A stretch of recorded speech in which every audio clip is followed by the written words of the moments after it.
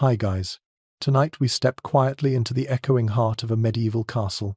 Right as the sun sinks and the temperature drops faster than you expect, you feel the cold almost immediately, that sharp little pinch on your cheeks as you cross the threshold. The air tastes of smoke and damp stone, and even though you have barely taken 2 steps inside, you already know one thing for certain: you probably will not survive this if you try to sleep here unprepared. Still, there is a strange comfort in the thick walls looming around you, as if they promise safety, even while letting the cold seep straight into your bones. So, before you get comfortable, take a moment to like the video and subscribe, but only if you genuinely enjoy what I do here. And while you are settling in, tell me where you are listening from tonight and what time it is for you. Now, dim the lights, and you trudge farther into the castle, letting the darkness wrap itself around your shoulders like a wool cloak that is somehow not quite warm enough. You move through a corridor that feels more like a tunnel carved into winter itself. Every breath you exhale makes a faint cloud, drifting upward before vanishing against stone ribs overhead. You brush your fingers along the wall and find it slick with moisture, as if the entire castle has been sweating icy beads since late afternoon. Historians note that medieval masonry acted like a cold storage unit, holding onto low temperatures long after fires died. The stones cool slowly, but warm even more slowly, which means you are stepping into yesterday's chill rather than tonight's. And yet, as you walk, you catch a quirky little detail from travelers' accounts. Some people believed that certain stones actually collected nighttime cold, the way cloth collects dust, making the walls a sort of supernatural freezer. Scholars still argue whether those writers were speaking literally or poetically, but you feel the idea cling to you like a whisper anyway. Your boots crunch on rushes scattered across the floor, the simple coverings meant to trap dirt and a bit of warmth. They offer almost no insulation, but the faint, earthy smell is oddly soothing, like you are trudging across a forest floor preserved indoors. A draft coils around your ankles, searching for gaps in your layers, and there are always gaps. Even the best medieval cloaks let air slip in, settling along your spine with a deliberate, chilly hand. You tug your cloak tighter, though you know it helps only a little. As you turn a corner, the corridor widens into a small antechamber, where a torch flickers weakly from an iron sconce. Its flame shivers every time the wind shoves through some unseen crack. You stand there a moment, letting your eyes adjust, listening to the muffled thrum of the castle settling into night. The cold changes the acoustics. Every tiny movement becomes louder, cloth rasping, wood creaking, distant footsteps echoing in ways that make you wonder if someone is approaching, or if sound is simply bouncing strangely through the stone. A gust of winter air slides past your shoulder, and instinctively you glance toward the door you entered, but it is closed. The castle is full of unexpected breezes that do not seem to follow the rules of doors and walls. That happens when architecture predates the idea of comfort.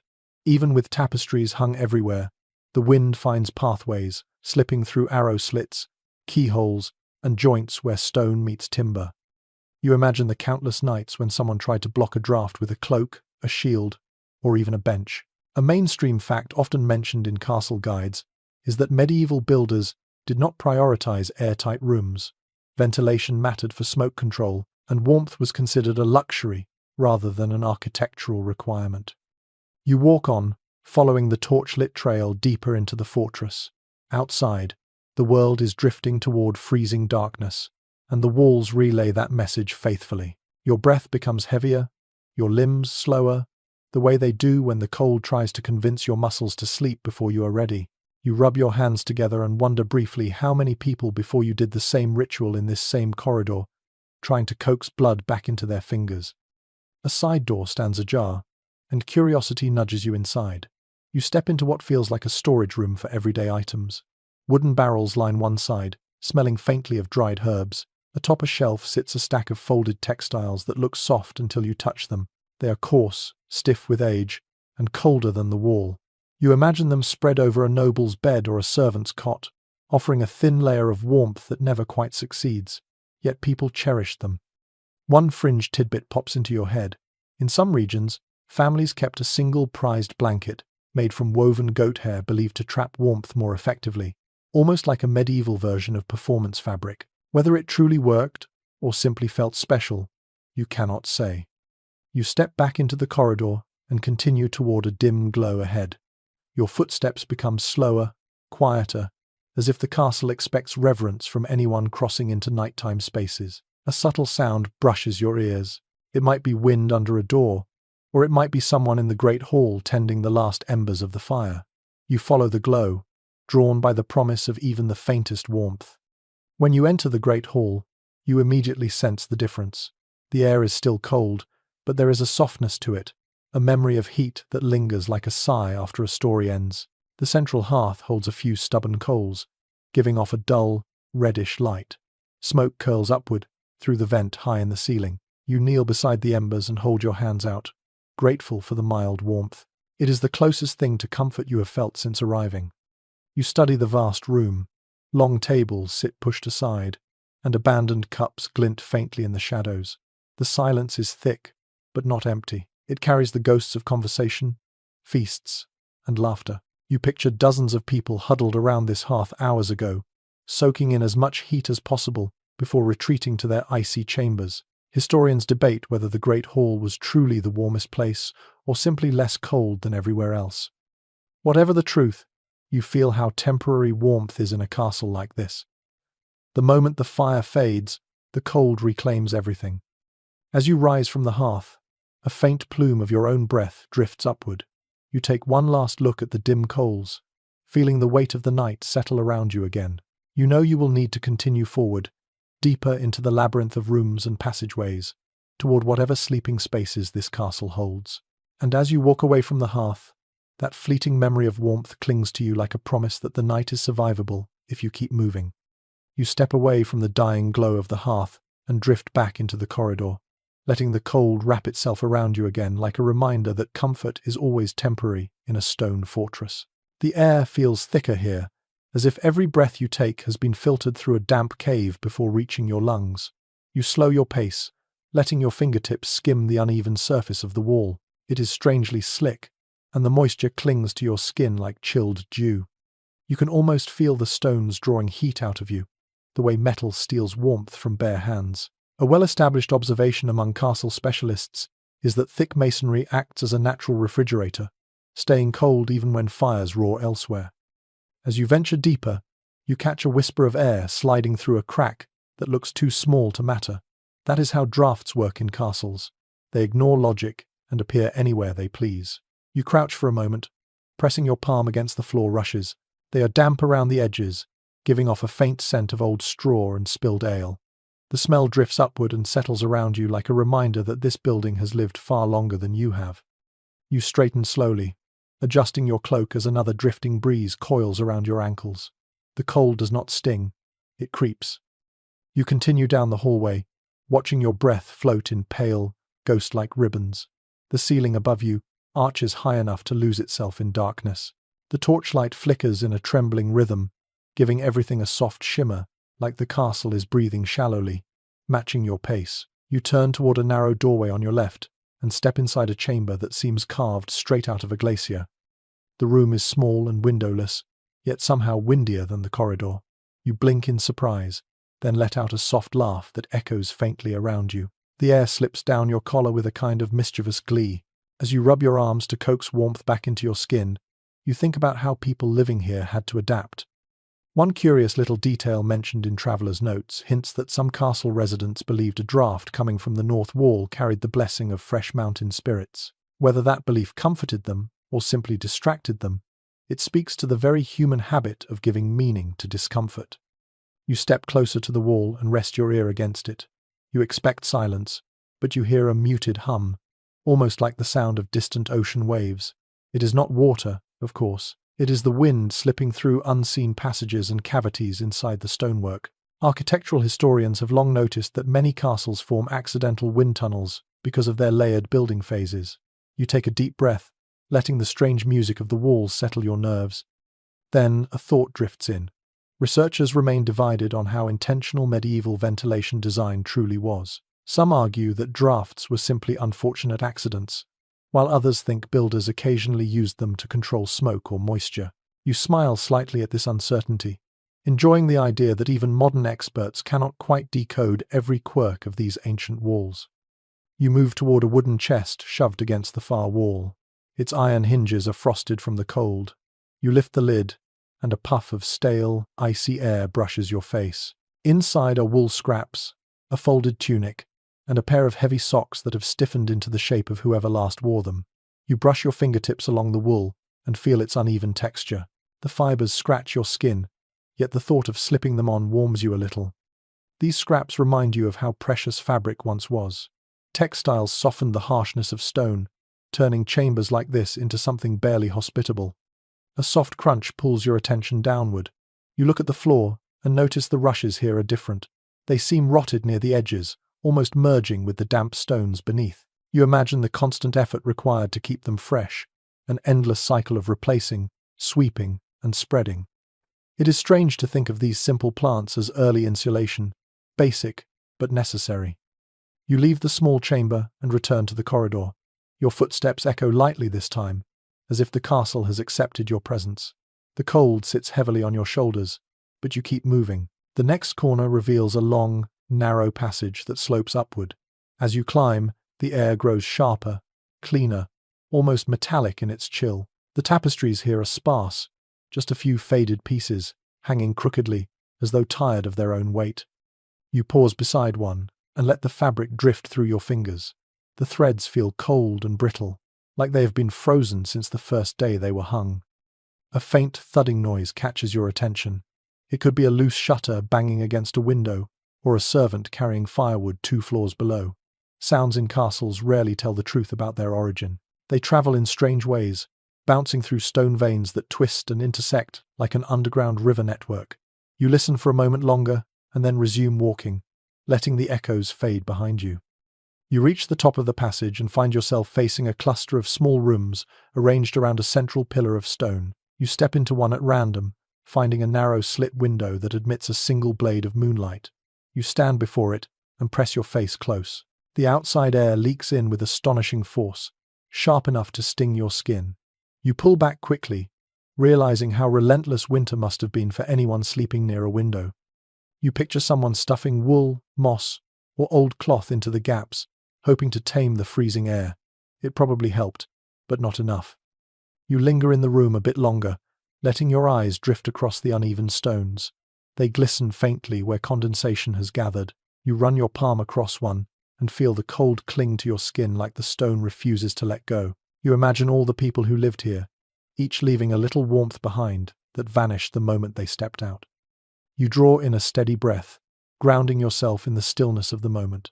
The castle feels alive, but patient. It has learned to wait through centuries of winter nights, collecting drafts, holding echoes, storing memories. You realize how fragile your warmth is in comparison, and yet, you also feel oddly safe here, wrapped in history, even as the cold gnaws at the edges of your comfort. You take one last glance at the window, letting the moonlight brush your face. Then you turn back toward the corridor, ready to continue deeper into this icy fortress, where each room reveals another truth about how people once survived nights without anything resembling central heating. You make your way back toward the great hall, guided not by warmth, but by the faint promise of light. The corridor narrows, then widens again like the castle is breathing around you. As you step through the archway, the chill softens just a little, as if the air here remembers fire, even when the flames are nothing but exhausted embers. You pause at the threshold, taking in the cavernous room spread before you. It feels like entering the last pocket of comfort in a world carved from ice. The hearth sits at the center, a squat rectangle of stone with a few glowing coals that still fight their quiet battle against the cold. You walk toward it slowly, the way you might approach a sleeping animal you do not want to startle. The floorboards creak under your boots. Your shadow stretches ahead of you, bending and wavering in the flickering red light. When you kneel beside the embers, the faint heat brushes your palms like a sigh. It is barely enough to warm your skin, yet it feels like a luxury after the bitter chill of the corridors. You close your eyes for a moment, imagining how this hall looked just a few hours earlier. Long tables crowded with trenchers and cups, people pressed shoulder to shoulder, sharing warmth the way modern people share stories online. A generally accepted observation about medieval life is that communal spaces held the most heat because dozens of bodies, dozens of breaths, and a single loud fire all worked together to push the cold back. For a little while, you slide your hand closer to the coals and feel the heat ebb and flow like a tired heartbeat.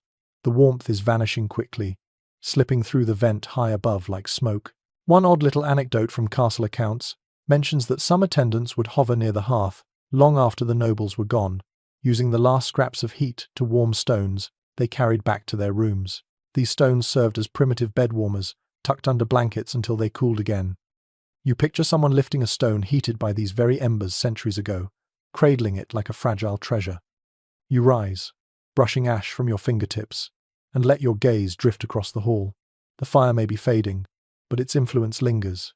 The air here is gentler, almost tender compared to the corridor's sharp bite. You walk toward the long table nearest the hearth, running your hand along its worn surface. The wood feels cool, but not unfriendly. You can almost smell the remnants of dinner: roasted meat, bread, wine, gone slightly sour. The scents cling to the air, mingling with wood smoke and damp rushes until the room feels like a memory made tactile. You take a few quiet steps, listening to the subtle orchestra of nighttime castle sounds. A shutter taps somewhere upstairs. The wind tugs at a tapestry. A chain rattles on a door you cannot see. All of these small noises create a soft, restless music. Sound behaves differently in cold spaces. It sharpens, it lengthens, it creeps. You imagine lying down here on the cool flagstones, letting those scattered noises swirl around you like dream fragments. Your eyes wander upward next, toward the dark beams high above. They vanish into shadow, but you can almost picture them glowing with heat earlier in the evening when the fire roared.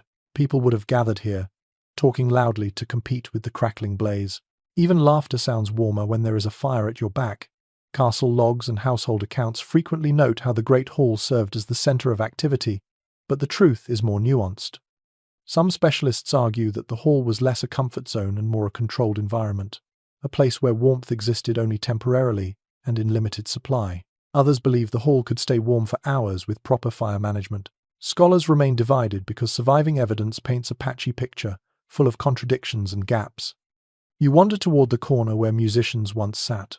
The air here is colder, untouched by the hearth's fading glow. You sit on the edge of a wooden bench and let your fingertips rest on its surface. The chill seeps into your skin like a quiet warning. Enjoy this space now, because the temperature will soon match the corridors. You look toward the hearth again, its leftover warmth shrinking by the minute. It feels a bit like watching twilight fade, only colder. A peal of wind rattles the shutters, pulling your attention toward the high windows. Moonlight streams through the narrow slits in pale beams, making dust motes shimmer like drifting snowflakes suspended in air. For a moment you stand perfectly still, watching them swirl. There is beauty in this chill, a stark, fragile beauty that only appears when all other comforts are stripped away.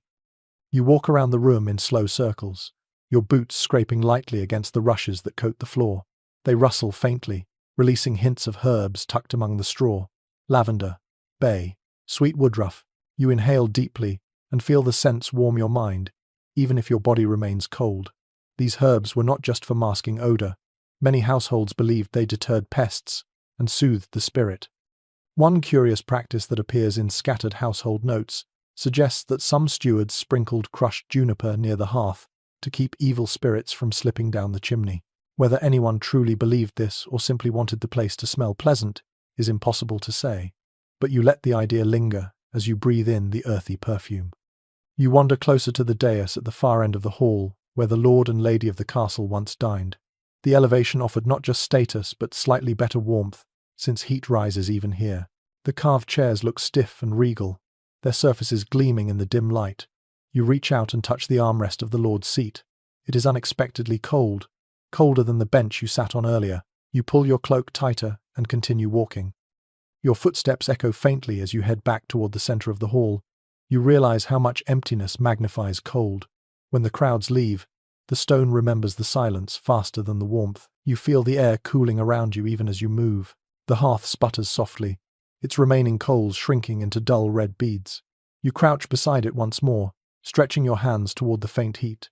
It is weaker now, barely there, but still better than nothing.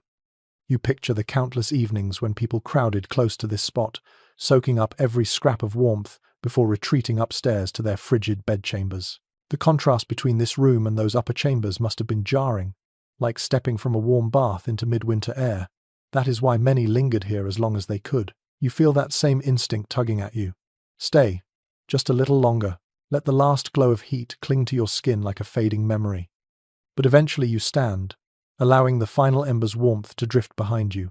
You take one step, then another, letting the cold reclaim its hold.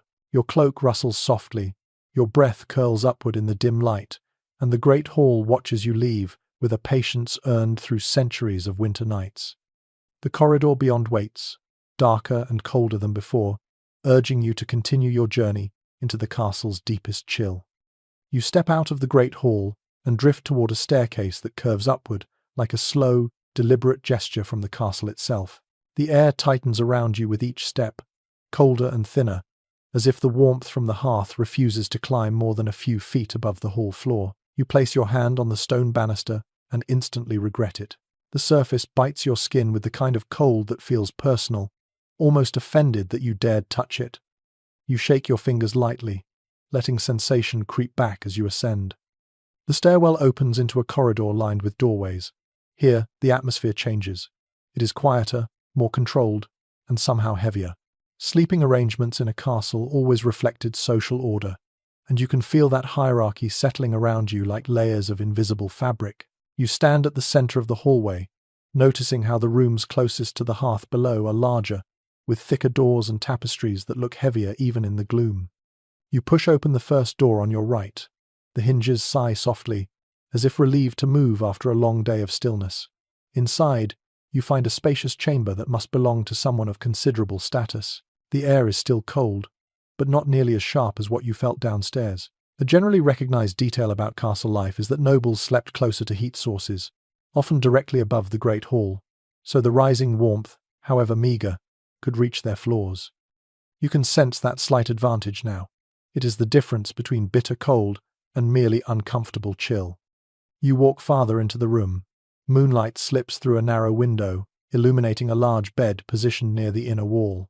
The bed frame is carved from dark wood, its posts reaching upward like tree trunks. The mattress looks thick, its fabric taut and smooth.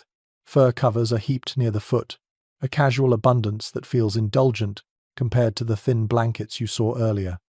You imagine sinking into them, their heavy warmth acting like a shield against the winter that prowls through the corridors. You step closer to the window and run a finger along the stone sill. Your fingertip comes away damp. Even well-positioned chambers cannot escape the moisture that seeps through castle walls. You let the cold settle into your skin and picture the person who sleeps here, a lord or lady, used to comforts that others in the household can barely imagine. Then a thought drifts in, a whisper from the less polished corners of history. Some household records hint that certain nobles insisted their pets sleep near them to help warm the bed. Dogs, lapcats, even small hunting animals, occasionally curled into blankets beside their masters. It is a charming, slightly odd detail that paints a softer side to medieval life. You smile at the image of a noble drifting off to sleep with a furred bundle pressed to their ribs. You move toward the far corner of the chamber and notice a small alcove filled with wooden chests. Their lids bulge slightly, suggesting layers of textiles inside. A soft thud echoes through the wall behind you, making you glance back. Sound behaves strangely in these upper chambers. You cannot tell whether the noise came from a servant's room, a shifting tapestry, or the wind slipping around the tower's exterior. Scholars remain uncertain about just how much privacy these rooms offered. Some argue the thick walls muted most sounds, while others suggest the castle's interior acted like a series of echo chambers, carrying whispers farther than anyone intended. You tilt your head, listening for another thud, but the silence stretches long and empty. You return to the corridor. The next door opens into a room that is noticeably smaller. You step inside and feel the chill intensify immediately. The temperature difference between rooms only a few feet apart reminds you how much rank controlled comfort. This chamber lacks heavy wall hangings. The bed is narrower and pushed near an outer wall, daring the winter air to creep in. You run your fingertips along the mattress. It is thinner, the linen coarse. The single blanket folded neatly at the foot looks more decorative than functional. You let the air settle around you for a moment. It clings to your skin like unwashed wool, scratchy and cold. Your breath drifts upward in a long, pale ribbon. Someone sleeps here, someone important enough to be on this floor but not important enough to enjoy actual warmth. You imagine waking in this room at dawn, your nose chilled, your toes numb, even inside thick socks. You picture blowing on your fingers just to buckle a belt or lace boots. You continue down the corridor and stop at a heavy wooden door bound with iron. This one belongs to the castle's highest authority. You hesitate before opening it, but curiosity wins. The chamber is large, but the real luxury is in its placement. Here, directly above the warmest part of the hall, the floor beneath your boots is faintly less frigid. You close your eyes and breathe in the air. Even that tiny advantage feels miraculous. The bed dominates the room, piled with rich fabrics that gleam in the moonlight. Silk trim, embroidered wool, layered quilts. You touch one edge and feel its softness, so different from the scratchy layers downstairs. A well-accepted point in historical inventories is that nobles owned dozens of textiles, rotating them seasonally or according to need. Warmth was not just a matter of fire, it was wealth stitched into fabric. You stand in the quiet, wrapping your cloak tighter, imagining the nightly ritual here. The lord or lady settles into bed, servants draw the curtains around the frame, candles are snuffed one by one, and the cold slowly begins creeping in. Even in this privileged chamber, you know the chill will eventually seep under the covers, perhaps waking its occupant long before dawn. You linger a moment more, letting your breath mingle with the hush of the room. Then you back away, closing the door gently behind you. In the stillness of the corridor, you sense the invisible ladder of warmth and rank. The castle is teaching you something without speaking. Heat is a privilege, comfort is earned, and even those at the top sleep in rooms far colder than any modern person would tolerate. You feel the lesson settle as you move on, deeper into the sleeping quarters, where the cold grows sharper and the walls thinner with every step. You continue along the corridor, letting the cold settle more deeply into your cloak as you approach a doorway draped with heavy fabric. The cloth hangs stiffly, almost frozen in place, and when you lift one corner to slip inside, it crackles faintly under your fingers. The moment you step through, the air thickens with the scent of old wool, smoke, and something faintly sweet that you cannot name. You blink, letting your eyes adjust to the dimness, and then you see them, the tapestries. They cover nearly every inch of wall space in this chamber, hanging like sleeping giants whose bodies ripple gently whenever a draft sneaks in. At first glance, they look decorative, stories woven in rich colors that have dulled over centuries. But when you walk closer, running a hand along the edge of one, you feel the density of the fibers, the way the weave traps a thin layer of warmer air between its surface and the stone behind it. A commonly observed reality among castle conservators is that tapestries acted as early insulation, softening the relentless cold sinking through the masonry. You trace the outline of a hunting scene stitched into one of the panels. The threads are uneven beneath your fingertips, and the fabric smells faintly of lanolin and thyme. The wall behind it feels colder than the air around you, a stark contrast that makes you understand instantly why these massive hangings mattered so much. Without them, rooms like this would feel like open-air caverns, not living spaces. As you step back, your cloak brushing against the tapestry's lower fringe, you notice a peculiar design woven into the bottom edge, a tiny stitched figure holding what looks like a cooking pot. It pulls a quiet laugh from you. Textiles sometimes hid little jokes or symbols tucked into corners, the handiwork of bored or mischievous weavers. That kind of playful detail still appears in museum records now and then, though many viewers miss them entirely. You move toward the room's center and breathe in slowly. The heat from earlier fires has faded, but the air here seems less hostile than the corridors. You wrap your cloak tighter and sink onto a wooden bench positioned beneath one of the largest wall hangings. The fabric looms above you like a guardian, muffling the wind that rattles the stones outside. Sound changes in rooms lined with fabric. It softens, falls inward, instead of bouncing back. You feel wrapped, sheltered in a way the bare chambers downstairs never offered. A faint creaking noise comes from the ceiling beams. You glance up and listen. It might be the wood contracting in the cold, or it might be footsteps in a passage above. Specialists still disagree about how effectively tapestries blocked sound. Some believe they muted everything except the loudest noises. Others argue they improved acoustics rather than obscuring them. You feel the uncertainty in the air itself, as if the castle refuses to confirm either theory. You stand and approach another panel, this one depicting a scene of courtly life with exaggerated expressions and oddly shaped trees. The colors linger in deep shades of indigo and russet. You run your hand across the lower part of the tapestry and pause when you feel a strange bulge. Curious, you lift the edge and peek behind it. The cavity between tapestry and wall hides a stack of wooden pegs and a folded piece of cloth someone tucked away long ago. Not unusual at all. People sometimes use the space behind hangings to store small objects, hoping they would stay dry and out of sight. You touch the cloth gently. It is stiff with age, cold as the stones it rests against. You let the tapestry fall back into place and turn your attention to the opposite wall. A larger hanging covers nearly the entire surface. The image shows a forest scene, embroidered with minute detail. Trees twist upward like ancient pillars, and tiny animals lurk between the branches. You feel an odd comfort studying it. The forest looks warmer than this room. You take a step toward it, almost forgetting that it hides a wall colder than a winter river. You reach out and adjust one corner where the fabric has sagged slightly. The weight of these hangings must have been staggering when new. Woven from wool, often mixed with silk or linen threads, they required immense skill and resources to create. A widely accepted detail in textile history is that tapestries served dual roles. They decorated and protected. They were not purely for display. They were tools to survive winter. You shift your weight and let your body lean into the slight warmth radiating from the tapestry's sheltered air pocket. It is subtle, but you feel it. A tiny refuge, a trick of medieval life. You imagine a servant standing exactly where you stand now, absorbing the faint softness before heading back into the frigid hallways. You imagine someone whispering bedtime stories to children under the protection of these colorful walls. Your eyes roam to the ceiling again, where beams cross like ribs above a sleeping giant. The room falls quiet except for your breath. The space feels almost safe. Almost. Because even here, you sense the cold biding its time. It drifts around your boots. It reaches for your fingers each time you pull them from your cloak. It lurks in the corners where the tapestries do not reach. You shiver once, then steady yourself.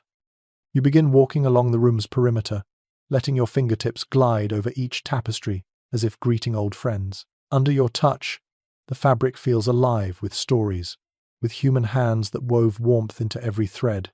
You pause at the final hanging near the exit, noticing a curious stitched star tucked into the border, perhaps a signature, perhaps superstition, perhaps simply whimsy. The truth is lost in time, and that mystery settles lightly in your chest. You slip through the doorway again and let the cold of the corridor swallow you for a moment. Then you glance back at the room, at the thick layers of woven color shielding the walls. You feel grateful to have stepped into that soft pocket of warmth, even if briefly.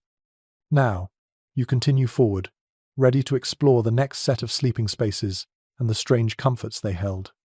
You leave the tapestry-lined chamber and drift farther along the corridor, noticing how the cold sharpens again once you step away from fabric-softened walls. Your boots whisper across the floor as you climb a short set of steps leading into a broader room. The moment you enter, your eyes are drawn to the centerpiece that dominates nearly the entire space.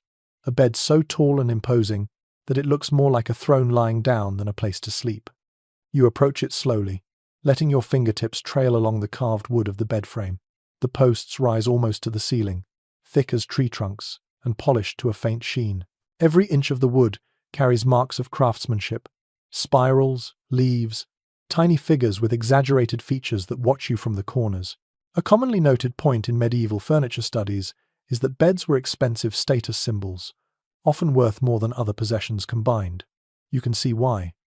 This is no simple sleeping platform. It is a declaration. You circle the bed, noticing how high it sits off the ground. You would have to climb into it, maybe with a small stool, much like mounting a quiet wooden mountain. The height served practical purposes too. Being raised off the floor kept sleepers away from cold drafts that hugged the ground like hungry animals.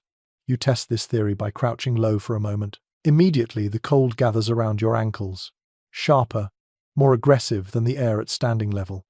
You straighten again with a slight shiver. You lift one corner of the top blanket and run your fingers along the mattress beneath. It feels thick and plush, stuffed with feathers or wool in a way that suggests luxury. Some households layered several mattresses, arranging them so that the thickest lay on top and the rougher, straw-filled ones sat beneath. A curious little note preserved in a surviving household account mentions that one noble family even rotated their mattresses seasonally, believing that summer feathers and winter feathers behaved differently. Whether this held any practical truth or simply reflected superstition, no one can say with certainty. You climb onto the bed carefully, settling among the linens. The mattress dips beneath your weight, not deeply, but enough to cradle you. The blankets smell faintly of lavender, the scent lingering from herbs sprinkled among stored linens to keep pests away. Your hands sink into the folds of the quilt, and for a moment, you allow yourself to imagine what it felt like to end a long winter evening by climbing into a structure as magnificent as this one. You lie back, letting the bed hold you. The wooden frame creaks softly beneath your shifting weight. The sound feels warm, almost protective. Up here, you are suspended above the cold seeping across the floor. Even so, the air touching your cheeks is still icy, reminding you that comfort in a medieval castle was relative. This bed might be luxurious, but the chill still hovers around its edges, like a patient visitor waiting for the right moment to return. You sit up again, letting your feet dangle over the side, and glance toward a smaller bed tucked into the corner of the room. It is simpler, with a lower frame and fewer carvings. Perhaps a squire or lady-in-waiting slept there, close enough to serve the room's primary occupant, but far enough to remain unobtrusive. You kneel beside this smaller bed and press your palm against its mattress. It is firmer, likely filled with straw rather than feathers. The blanket folded atop it is thin and slightly coarse. The difference between the two beds reveals a clear hierarchy, even within a single chamber. You stand and take a slow breath, letting your gaze linger on the carved patterns circling the bedposts. You notice a series of tiny birds etched along the wood, their wings spread as if they were mid-flight. The repetition of wings forms a rhythm that draws your eyes upward. Once, these carvings were probably brightly painted, the colors adding another layer of personality to the furniture. Over time, the pigments faded, leaving faint hints of their earlier brilliance. A small creak echoes through the room, making you glance toward the ceiling. It might be the timber above adjusting to the cold, or it might be footsteps in a hallway overhead. There is still some uncertainty among architectural researchers about how much noise traveled vertically in castle structures. Some believe wooden floors acted like drums, amplifying every step. Others suggest thick floorboards absorbed sound instead. Standing in this room, you cannot decide which theory feels more accurate. The silence here is deep, yet not absolute. You explore the foot of the bed next. A wooden chest sits there, its lid propped open slightly, as if someone last rummaged through it in haste. Inside you see extra linens, a worn pair of slippers, and a folded nightshirt that looks surprisingly soft compared to other garments you have encountered. You lift the nightshirt gently. The fabric is thick, but the weave is smooth, made with care. Clothes for sleeping were not always a given, but here in a high-status chamber, they seem plentiful. You let the garment fall back into place and close the chest. As your fingers brush the lid, a small carved pattern catches your attention, a circle of intertwined vines, each leaf shaped delicately. You study it for a moment, thinking of the artisan who worked it into the wood centuries ago, possibly never imagining that someone like you would someday admire it by moonlight. You turn back toward the bed once more, absorbing its presence. This piece of furniture embodies power, wealth, and comfort, all layered into its construction. It is both a practical shield against winter and a symbol designed to impress anyone who enters the chamber. You step closer, pressing your palms lightly against one of the posts. The wood feels cool but solid, reassuring in a way only well-crafted objects can be. For a brief moment, you imagine yourself settling into the bed, pulling the heavy blankets over your shoulders as the candles are extinguished one by one. You imagine waking in the middle of the night, hearing the castle creak, feeling the cold brushing your face while the rest of your body lies cocooned in warmth. You imagine listening to distant activity in other chambers, the muffled sounds of a fortress settling into its deepest hours. The bed holds all of that history within its carved frame. It is a giant among furniture, a quiet monument to medieval life and the desperate need to capture warmth wherever people could. You step away slowly, letting your hand slide along the wood one last time before you return to the corridor. The chill meets you immediately, curling around your ankles as if welcoming you back to the harsher reality of castle nights. Ahead, another doorway waits, promising a new kind of sleeping space and another glimpse into how people survived the cold. You follow the corridor into a smaller chamber, one that feels humbler the moment you cross its threshold. The ceiling lowers, the walls draw closer, and the air shifts from regal chill to a quieter, more domestic cold. Here, the beds belong to those who lived close to the rhythms of work, not prestige. You step inside and let your eyes adjust to the muted glow drifting in from a narrow window carved into the stone. 3 beds line the room, each one different, each one telling its own quiet story. You approach the first, a simple wooden frame holding a swollen-looking mattress. When you press your hand down, it makes a faint rustling sound, like winter leaves stirred by a breeze. This is a straw tick, the most common kind of bedding for the majority of castle residents. The straw inside shifts unevenly under your fingers, leaving small bumps and ridges. Household guides from the period often mentioned the need to refill or fluff these mattresses because straw compresses quickly, becoming lumpy and uncomfortable. You can feel exactly what they meant. You kneel beside it, running your hand along the linen casing. It smells faintly of dried grass, smoke, and something slightly sour. A minor but amusing detail that sometimes appears in old accounts is that mice love to nest in these mattresses, forcing servants to beat them regularly to drive out unwelcome residents. You picture a weary servant flipping the tick, pounding it with flat palms, sending both dust and tiny, disgruntled rodents flying. The thought pulls a quiet breath of laughter from you. Yet despite its imperfections, this bed was cherished by someone. You imagine a stablemaster or maid returning here after a long day, collapsing onto the uneven surface with a kind of exhaustion that makes even lumpy comfort feel heavenly. You stand and make your way to the next bed. This one looks softer, its shape more forgiving. You press down and feel a gentle give, followed by a warm loftiness. A feather bed, far rarer in lower-ranking chambers but not impossible, especially if a servant served directly under a noble household. A widely acknowledged detail about feather bedding is that it provided some of the best insulation available in medieval Europe. The feathers trapped warmth and conformed to the sleeper's shape, creating a cocoon effect you can feel even now through the aged linens. You lean forward, inhaling the faint scent of old down. It is a soft, powdery smell, almost tender. But featherbeds were not without quirks. Some people believed a mattress filled with certain bird feathers encouraged prophetic dreams. That belief crops up in scattered folklore collections, though it is impossible to know how seriously people took it. Still, standing here, it is easy to imagine someone slipping under these blankets, hoping the night might whisper secrets into their sleep. You lift one of the blankets folded at the foot of the bed. The fabric is thin but smooth. You picture someone tucking themselves in, boots off, fingers stiff from the cold, hoping the feather bed would soften the shock of winter nights. You turn to the last bed along the wall. This one differs from the others entirely. A rough wooden frame, low to the ground, with a mattress filled not with straw or feathers, but something coarser. When you press your palm to it, the surface is firm and uneven. The fill could be reeds, chaff, or even dried seaweed, depending on what was available locally. Regional variations in mattress materials are noted frequently by historians, though opinions differ on which provided better comfort. Some modern researchers insist seaweed stuffing stayed warm longer. Others claim chaff resisted pests more effectively. Standing here, your hand on the rough surface, you can easily imagine both possibilities being true in different places. You sit on the edge of this bed and feel it barely shift beneath your weight. It is not unpleasant, just very honest. No illusions, no pretense.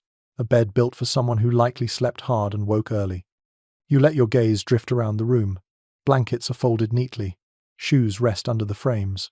A lantern hangs from a hook on the far wall, its glass clouded by age. Every detail in this room feels lived in, practical, worn smooth by routine. You walk back to the straw tick, letting your fingers sift through the coarse linen again. The mattress makes that familiar rustling sound, and you find the noise oddly comforting, like the soft chatter of dried plants in a field. Then you return to the feather bed, sinking your palm into its surface one more time, savoring the gentle buoyancy. Finally, you stand by the reed-filled mattress, admiring its sturdy honesty. Each of these beds carries its own story about comfort, survival, and the different ways people tried to rest in a castle where winter lingered in every crevice. Straw for the practical, feathers for the fortunate, reeds or chaff for those caught somewhere between. You imagine people in this room tossing and turning, listening to the wind against the walls, trying to stay warm in their own ways. A faint creak from the ceiling breaks your thoughts. It might be someone walking above you, or just the wood contracting in the cold. The sound sends a small vibration through the room, and you feel the beds respond subtly, each shifting with its own texture. You realize how connected these people must have felt, sleeping so close together, shared noises, shared heat, shared discomfort, a community inside the cold. You take one last look around, letting your eyes move from one bed to the next. The straw, the feathers, the rough reeds. Together, they create a quiet portrait of medieval sleep, a blend of ingenuity and endurance. You feel a quiet respect for the people who once curled into these uneven beds and welcomed rest despite the bitter nights pressing against the stone walls. Then you step back into the corridor, letting the door ease shut behind you. The cold rises to greet you again, ready to guide you toward the next room and the next layer of castle life. You continue along the corridor until you reach a doorway framed by heavy wooden posts. The moment you step through, you notice the bed before anything else. It rises from the floor like a small stage, draped in curtains so thick they look capable of stopping winter itself. You pause, letting the scene settle into your senses. In a world where central heating does not exist, this curtained bed feels almost like a miracle. You walk closer, your boots whispering softly against the floor. The curtains hang from a canopy carved with intricate patterns, each fold of fabric pooling heavily against the mattress below. You touch the curtain with your fingertips, feeling the weight of the weave. The fiber is dense and lined on the inside with another layer of slightly softer material. People understood far more about warmth than they are often given credit for. A well-regarded observation among household historians is that these bed curtains created a microclimate, trapping body heat and forming a pocket of tolerable air even in a freezing room. You lift one corner of the curtain and step inside the enclosed space. The atmosphere shifts immediately. The air here is stillness itself, warmer by the tiniest margin, though it feels dramatic after the corridor's sharp bite. You breathe in carefully, letting the quiet settle against your ears. Sounds outside the curtains become muted, softened into distant murmurs. The bed becomes a world within a world. You sit on the edge of the mattress, feeling its gentle give beneath your weight. You pull the curtain closed behind you, sealing yourself into this small chamber of fabric and warm breath. It is easy to imagine a medieval sleeper doing the same thing every night, curling into the safety of this cozy cave. The mattress feels more forgiving than the ones in the servants' quarters, though not as luxurious as the grand beds you saw earlier. Middle-ranking residents likely slept here, important enough for comfort, not important enough for extravagance. You lie back for a moment, placing your hands on your stomach. The upper edge of the curtain brushes the top of your forehead. You can hear your own breath echo gently in this little fabric room. You focus on the sensation, imagining how soothing it must have been to drift towards sleep inside this softly muffled space. The cold still lingers at the edges, but the fabric shields you from the worst of it. As you shift slightly, the mattress rustles beneath your shoulder, and a faint scent of herbs drifts upward, perhaps lavender, perhaps dried mint. Linens were often stored with herbs to deter pests, and the fragrance clings faintly even centuries later. You smile at the thought of someone pulling these curtains shut and feeling a tiny surge of relief as the smell surrounded them, comforting and familiar after a long winter day. Your hand brushes the interior fabric of the curtain again. It feels softer here, warmed slightly by your presence. You picture a family crowding together into one bed on the coldest nights, using their combined warmth to soften the bite of winter. In some regions, people believed the curtained bed protected sleepers not only from cold, but from drafts carrying illness. Folklore occasionally mentions that a tightly closed bed kept harmful night air at bay. Whether such fears had any scientific grounding, no one today can confirm, though researchers still muse about how medieval people perceived air, health, and sleep. You shift the curtain aside and sit upright. The dim light filtering through the fabric gives everything a golden haze. You take a deep breath, feeling the air beyond the bed's enclosure grow colder the moment it touches your skin. The contrast is immediate. No wonder people treasured these curtains. They created a buffer against a building that otherwise fought against comfort. You slide off the mattress and stand within the space framed by the canopy posts. You study the curtain ties, little loops of cord that let sleepers gather or release fabric as needed. The cords are stiff, perhaps from age or cold, but you can imagine them being more supple when new. They might have matched the bedspread or the tassels along the canopy. Wealthier households sometimes decorated these spaces lavishly. Middle-ranking rooms like this one focused more on practicality. You pull the curtain closed again, making the bed vanish into its own cozy world. The fabric makes a soft whooshing sound that feels almost like a sigh. You step back and notice how dramatically the bed transforms when enclosed. It becomes a private sanctuary. the kind of place someone could retreat to not just for sleep, but for warmth, privacy, even small conversations whispered in the dark. You walk toward the wall and rest your hand against the stone. The cold there is brutal, a different creature entirely from the gentle chill within the curtains. You close your eyes and imagine lying here at night, hearing the wind against the window, feeling the temperature plummet as the fire dies downstairs. You picture someone grabbing the curtain cords, pulling them shut in a single practiced motion, settling into safety as the bed becomes a cocoon of cloth and breath. A soft tapping sound breaks your thought. It comes from somewhere near the ceiling, maybe the wind nudging a loose shutter or a servant moving through a passageway above. The noise fades almost instantly. Your gaze returns to the bed with its curtains drawn. You feel its promise of warmth like a silent invitation. One curious footnote in some surviving household writings suggests that people occasionally used these curtained beds as makeshift dressing rooms. The curtains offered privacy from servants or other family members, creating a momentary refuge in a crowded life. You can easily imagine that, standing here, the enclosed bed feels strangely intimate, almost secretive. You take a final slow breath and open the curtains again. The cold of the room rushes back, wrapping around your arms and neck. For a moment you stand perfectly still, letting the chill settle before turning toward the door. As you step out into the corridor once more, the thick curtains sway faintly behind you, as if bidding you farewell from their small fortress of warmth. You know the cold will grow sharper as you continue your journey through the castle, but the memory of that sheltered space lingers like a gentle whisper against your skin.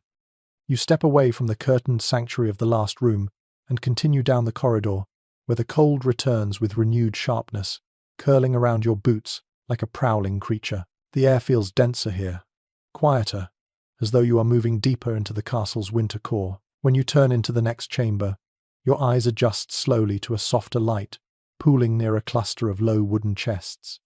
A bed sits against the far wall, but what captures your attention first are the piles of blankets and furs heaped across it in generous, uneven stacks.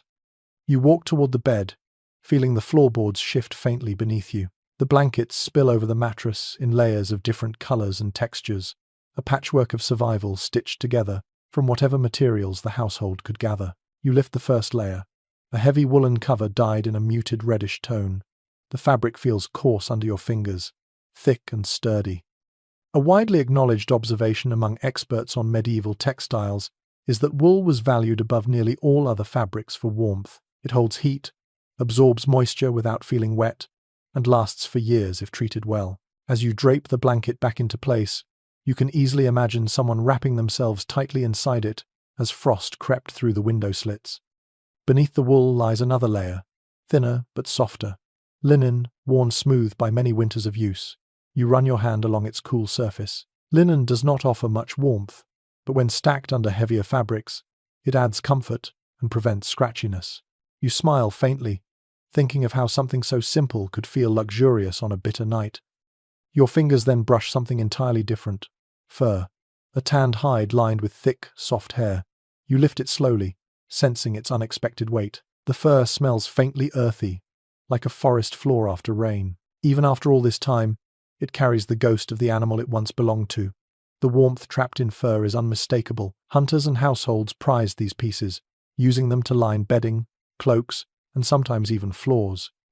The richest households imported exotic pelts, but simpler families used whatever animals were available locally: fox, rabbit, sheep, goat.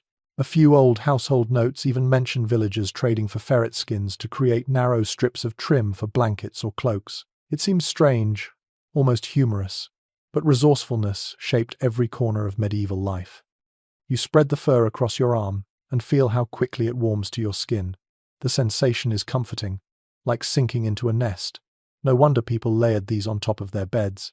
Without central heating, a sleeping person needed insulation from both above and below. You imagine someone pulling this very fur across themselves, tucking their feet under the thicker part, curling their back into its softness as they listen to the wind outside.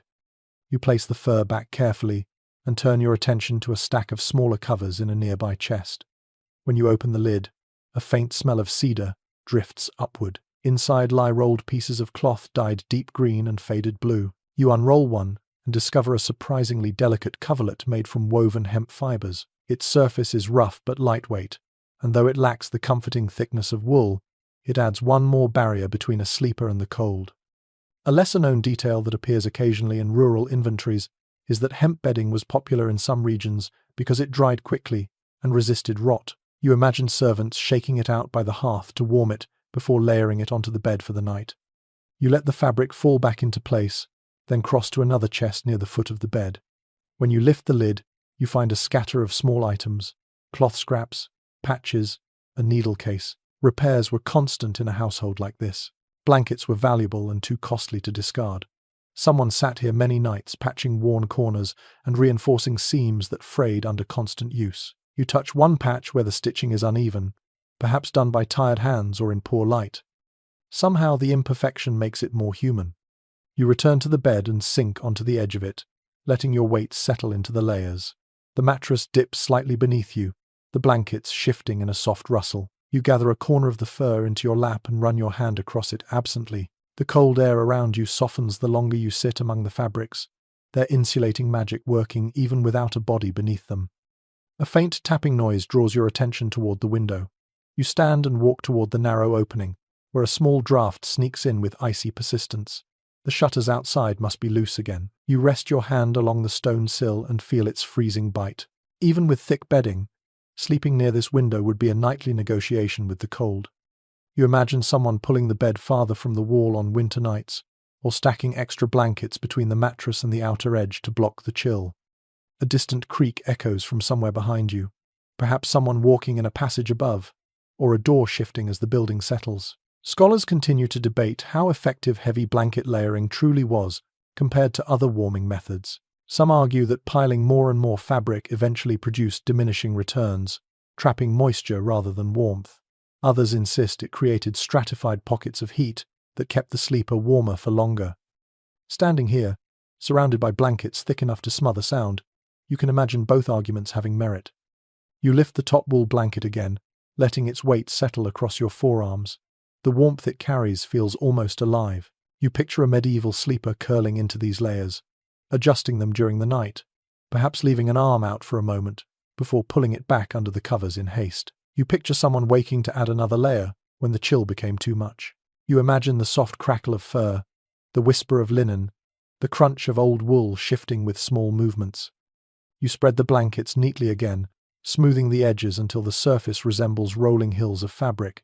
Then you stand back and take in the sight of the layered bed, heavy and inviting. These covers were survival tools. They were made from livestock, harvested plants, long hours of spinning and weaving, and sometimes small acts of love. The room feels warmer simply because of their presence. You run your fingers lightly along the mattress one last time, then step toward the door. As you leave, you take a slow breath, feeling the cold rise gently to meet you again. The corridor ahead waits like an unending winter, but behind you, the layered bed stands quietly, its blankets poised to shelter anyone brave enough to sleep in this frozen castle. You move deeper into the castle, guided now by curiosity and the soft scrape of your boots against the stone floor. The next chamber you enter feels different the moment you arrive, colder, somehow sharper, as if the air has been waiting for you. A small table sits beneath the single torch on the wall, and atop it lies a folded bundle of clothing. You step closer, letting the flickering light reveal each layer. Tonight, you explore how people dressed for sleep, in a world where the night could feel like an enemy. You lift the first garment carefully. It is a long, loose nightshirt, made from heavy linen, its fibers softened by age and repeated washing. The fabric feels cool beneath your palm. In medieval households, sleepwear varied widely depending on wealth and custom. Many people simply slept in their everyday garments, but those who could afford dedicated nightclothes prized them for the warmth they retained.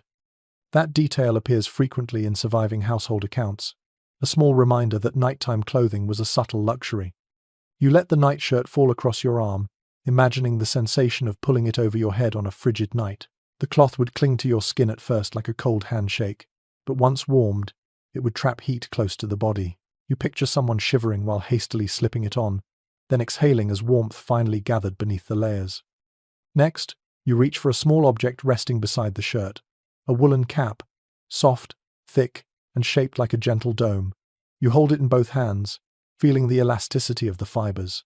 People often forget that when the room is cold enough to frost your breath, Your head loses more heat than you would expect. Wearing a nightcap was not just a quaint tradition, it was practical survival. One interesting note that appears in old diaries suggests that some people kept multiple caps in rotation, each one assigned to a different season. That kind of detail feels almost modern, the medieval equivalent of changing your bedding with the weather. You pull the cap gently against your forehead, not to wear it, but to feel the softness it offers. It is warmer than the linen nightshirt, made to cradle heat like a small hearth for your head. You place it back on the table with quiet reverence. Then your attention shifts to a woolen pair of socks folded neatly nearby. You lift one and slide your hand inside, the fabric stretching slightly. Unlike modern socks, these are closer to soft tubes of wool, meant to keep toes and ankles alive through long winter darkness. You remember hearing that some households believed sleeping without socks invited chills into the body, weakening the spirit. Whether this was superstition or simply good sense, no one can say for certain, although researchers continue to discuss connections between medieval beliefs and practical health habits. You turn the sock in your hand and notice that the heel is reinforced with thicker stitching. Someone spent extra time strengthening it, knowing this was the first place to wear thin.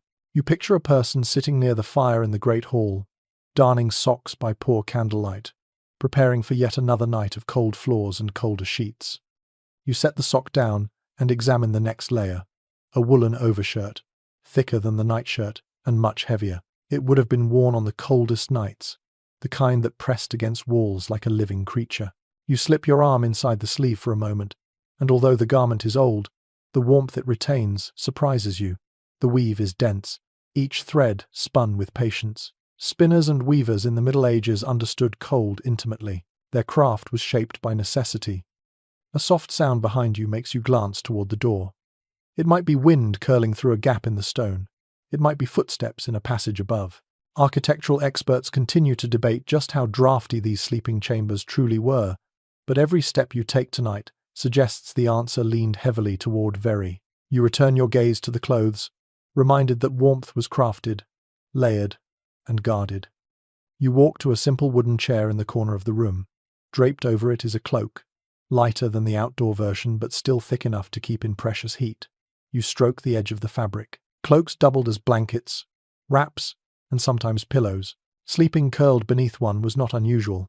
Even nobles used them on the coldest nights, adding them to the pile of coverings already on the bed. Near the chair sits a pair of soft-soled shoes lined with felt. You lift one, turning it in your hand.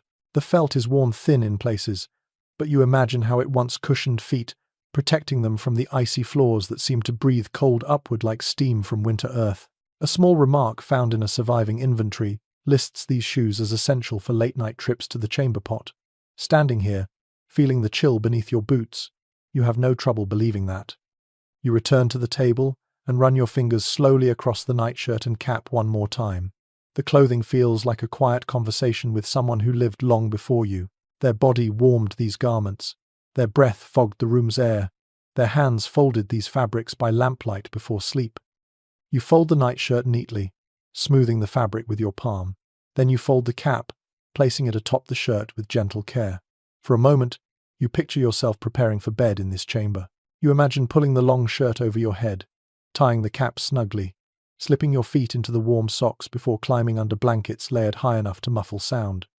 You imagine lying still, listening to the castle creak, feeling the cold press against the curtains and stone, while your body forms its own tiny hearth beneath the covers.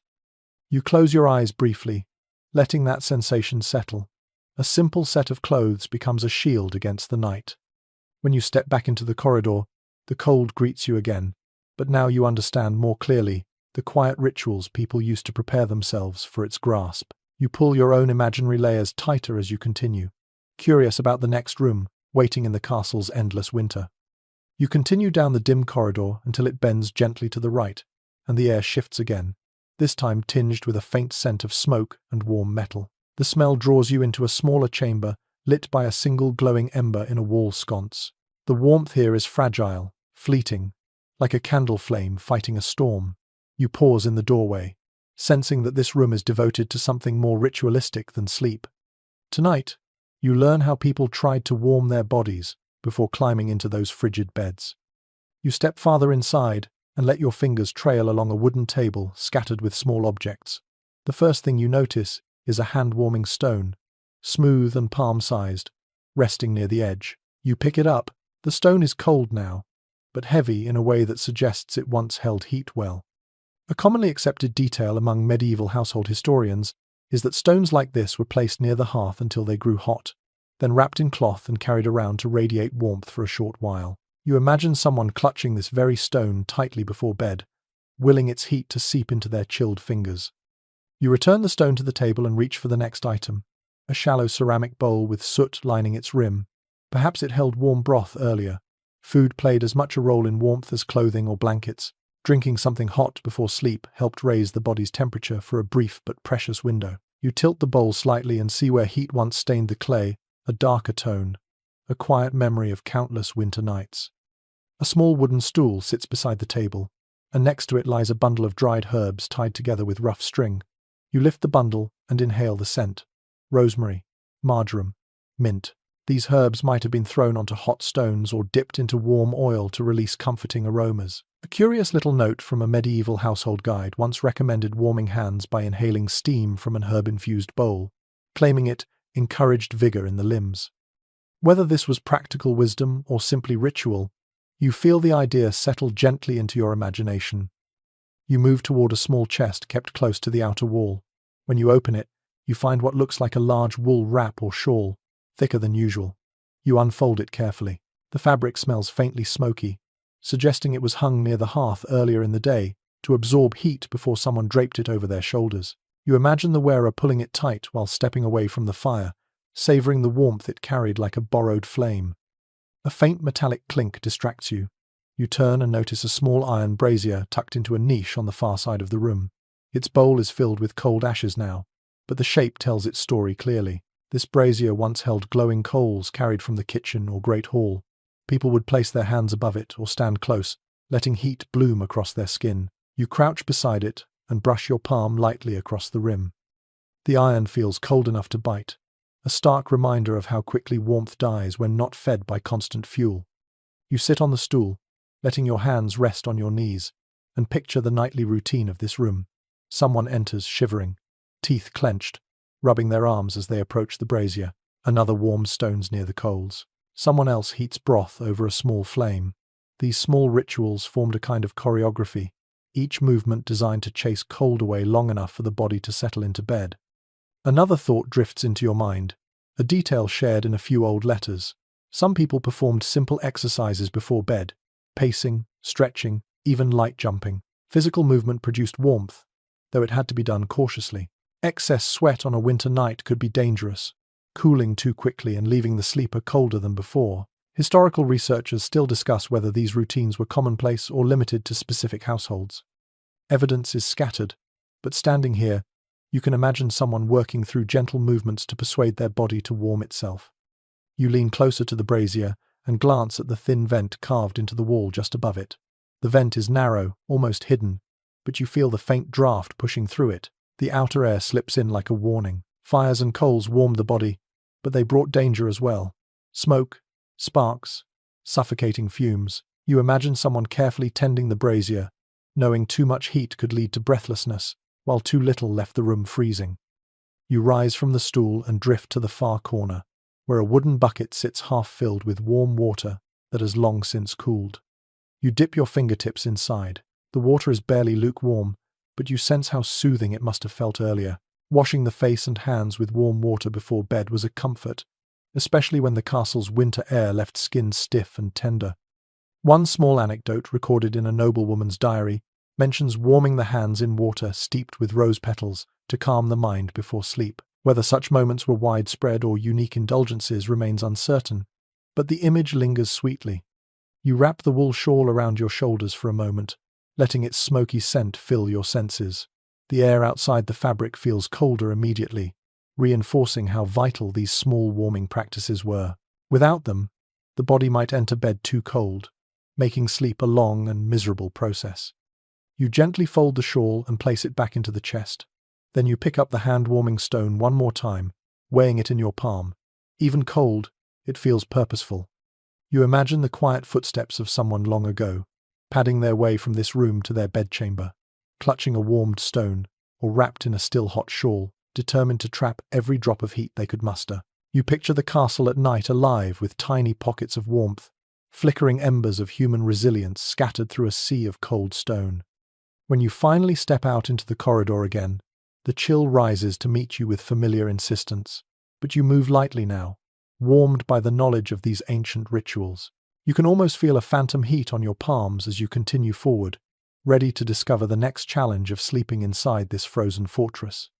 You follow the corridor as it narrows, guiding you toward a low archway that looks as though the castle itself is stooping to whisper a warning. The air grows heavier, tinged with hints of cold ash and old smoke. When you cross the threshold, the room beyond is dim and quiet, save for a single metal object resting in the center like a stray moon fallen to earth. You step closer and realize it is a brazier, its bowl darkened by years of fire and soot. Tonight, you learn how people relied on these small, glowing companions and how they balanced the warmth they offered against the silent dangers they carried. You kneel beside the brazier and place your palm against the cold rim. The metal feels unforgiving, as though it resents being touched when empty. You imagine it earlier in the evening, filled with glowing red coals carried carefully from a central hearth. A commonly recognized truth among castle archaeologists is that braziers were indispensable in drafty stone rooms, especially in chambers where fireplaces were missing or impractical. They provided quick, portable heat in a structure that otherwise refused to stay warm. You trail your finger along the edge of the bowl, noticing thin scratch marks where tongs once scraped against the metal. It is easy to picture someone crouched exactly where you sit now, stirring the coals, coaxing life from them. The room would have glowed softly, shadows trembling on the walls like restless spirits. You close your eyes for a moment and imagine the warmth wrapping around your hands, turning cold, aching fingers into supple ones ready for sleep. But braziers were not gentle friends. They demanded respect. You lean a bit closer and notice the faint trace of soot streaking up the wall above the brazier's niche, evidence of nights when the heat rose too eagerly. One scattered mention in a medieval household ledger describes a servant nearly fainting from the fumes after falling asleep beside an overfilled brazier. Records like that remind you how easily warmth turned treacherous in a closed room.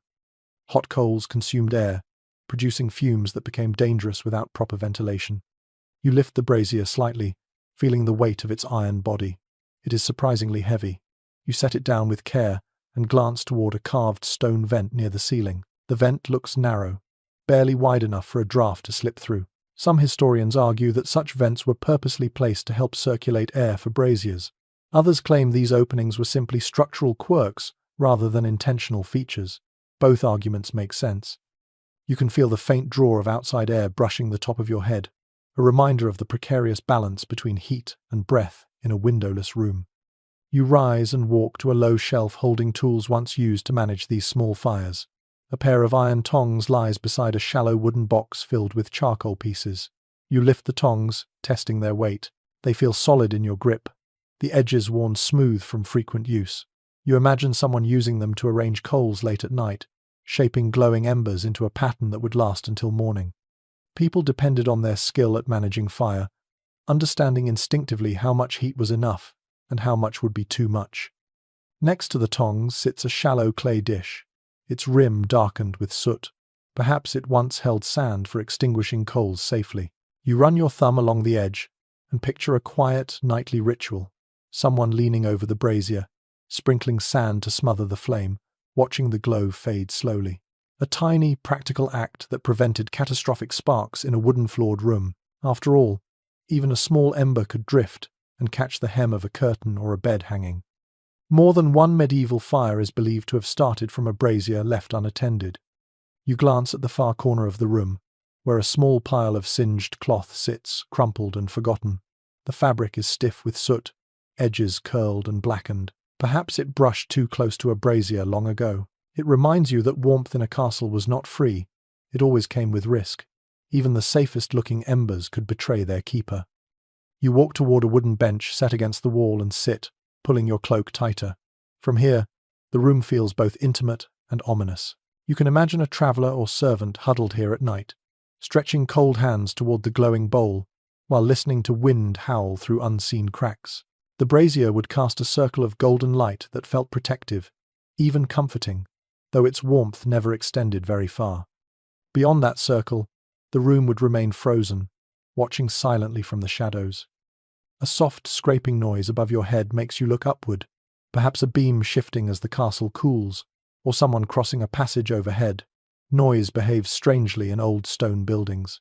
Some researchers insist that heat sources like braziers affected acoustics, altering how sound bounced from wall to wall. Others doubt this entirely, attributing the difference to irregular architecture rather than fire.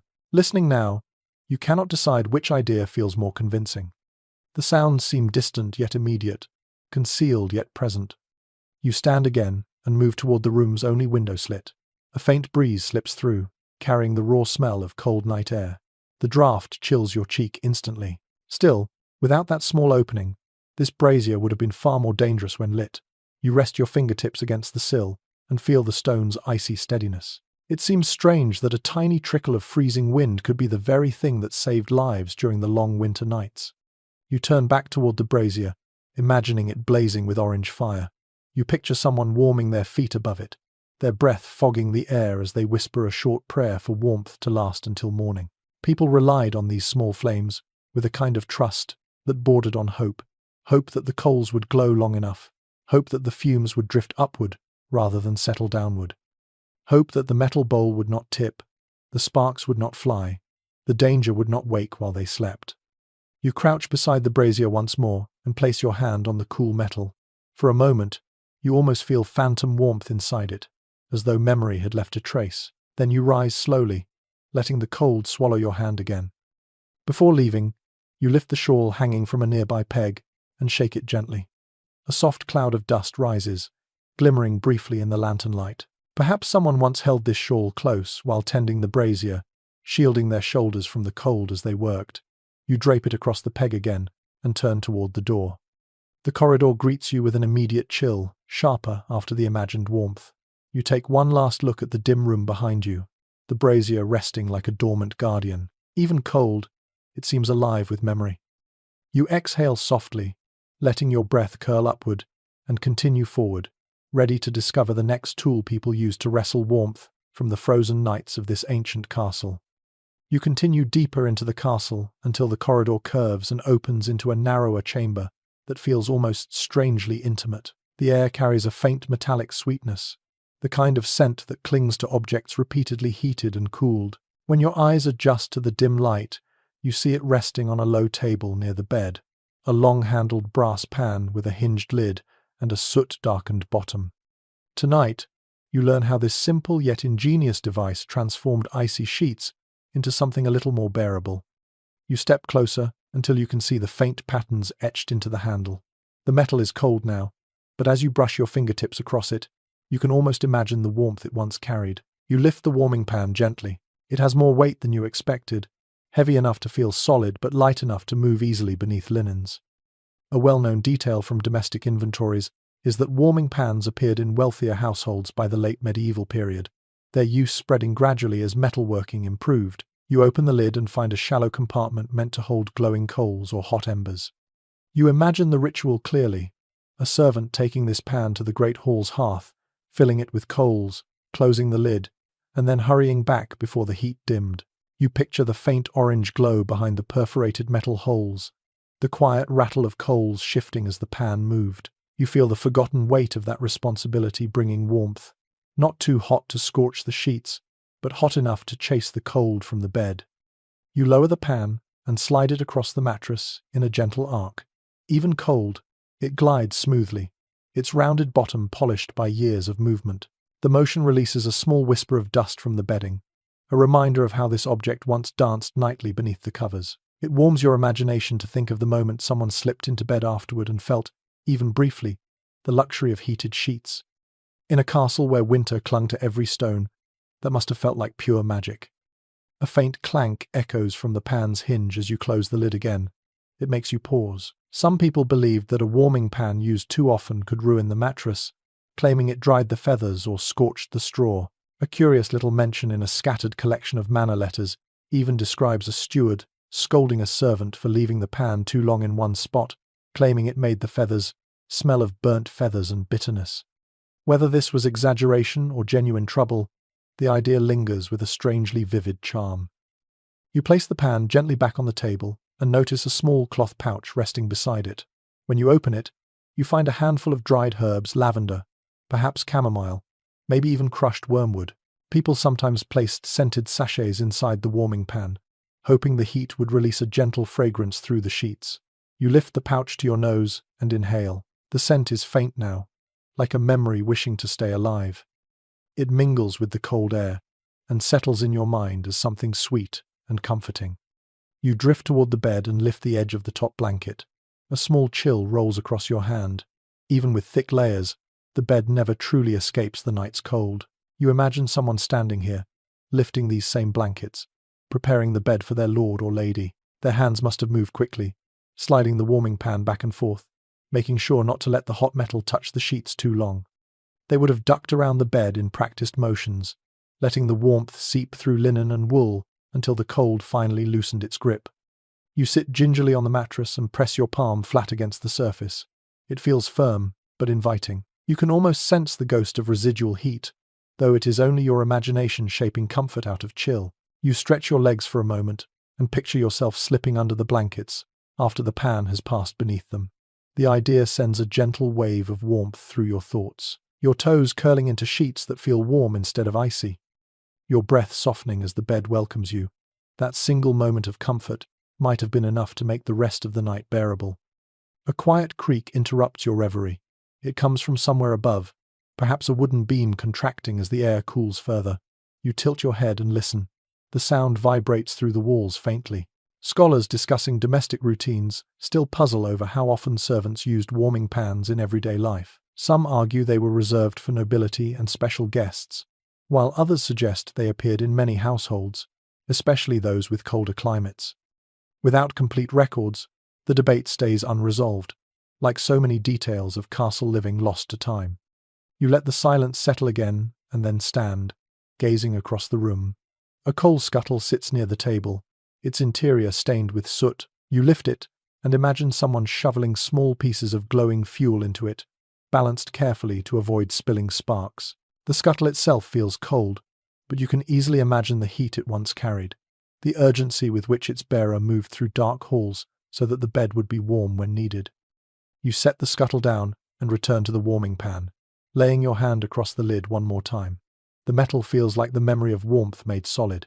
You think of how many nights people repeated this ritual night after night, winter after winter, quietly declaring that comfort mattered even when the world froze around them. The torchlight flickers gently as you step back toward the doorway. You pause, glance once more at the pan, and feel a strange fondness for it, an object so simple, yet so dear, a guardian of warmth carried by careful hands through the coldest hours. You pull your cloak tighter as the corridor welcomes you back with its unforgiving chill. Another chamber awaits, and this next one promises a more crowded sort of warmth, a warmth made not by fire or metal, but by people pressed close together in the dark. You leave the warming pan behind and step once more into the corridor, where the cold drapes itself across your shoulders like an unwelcome shawl. The air feels different now, heavier somehow, as though it knows you are approaching a room where warmth comes not from fire or metal, but from bodies gathered in close proximity. When you push open the next wooden door, the shift in atmosphere is immediate. The chamber beyond is larger than the others, but filled with so many beds and pallets that the space feels intimate, almost crowded. Tonight, you explore the strange, practical, and sometimes awkward world of shared sleeping. You step inside and close the door quietly behind you. The first thing you notice is the softness of the air. Not warm, exactly, but less biting than the corridor. Even with no fire lit, the presence of multiple sleeping spots suggests bodies once filled this space with borrowed heat. A well-known point in studies of medieval domestic life is that sleeping alone was a luxury. Most people shared a bed with family members, servants, guests, or even strangers when necessary. It may sound uncomfortable to modern ears, but warmth was precious, and bodies were the most reliable source. You walk between two beds pushed close together. The mattresses are thin and uneven, but the blankets draped across them are arranged neatly, as though expecting occupants to return at any moment. You kneel beside one and press your hand into the straw-filled tick. The surface crackles faintly, and for a moment you imagine two people settling onto it after a long day of labor, their shoulders brushing, their breaths mingling, their combined warmth softening the edge of the cold. A strange little detail preserved in a handful of old travel accounts describes inns and households where strangers shared beds simply because space was limited and heat was communal. Some accounts are exaggerated for effect, but the core truth remains. Privacy was a distant luxury. You picture a traveler arriving late, grateful for any place to rest, even if it meant sharing a mattress with someone they had never met. You stand and drift toward the far side of the room, where a larger bed dominates the corner. This bed looks wide enough for a small family, its curtains drawn halfway as though someone slipped out earlier. You pull the curtain back gently and step closer. The linen sheets are rumpled, and the blanket bears the soft indentation of bodies once curled beneath it.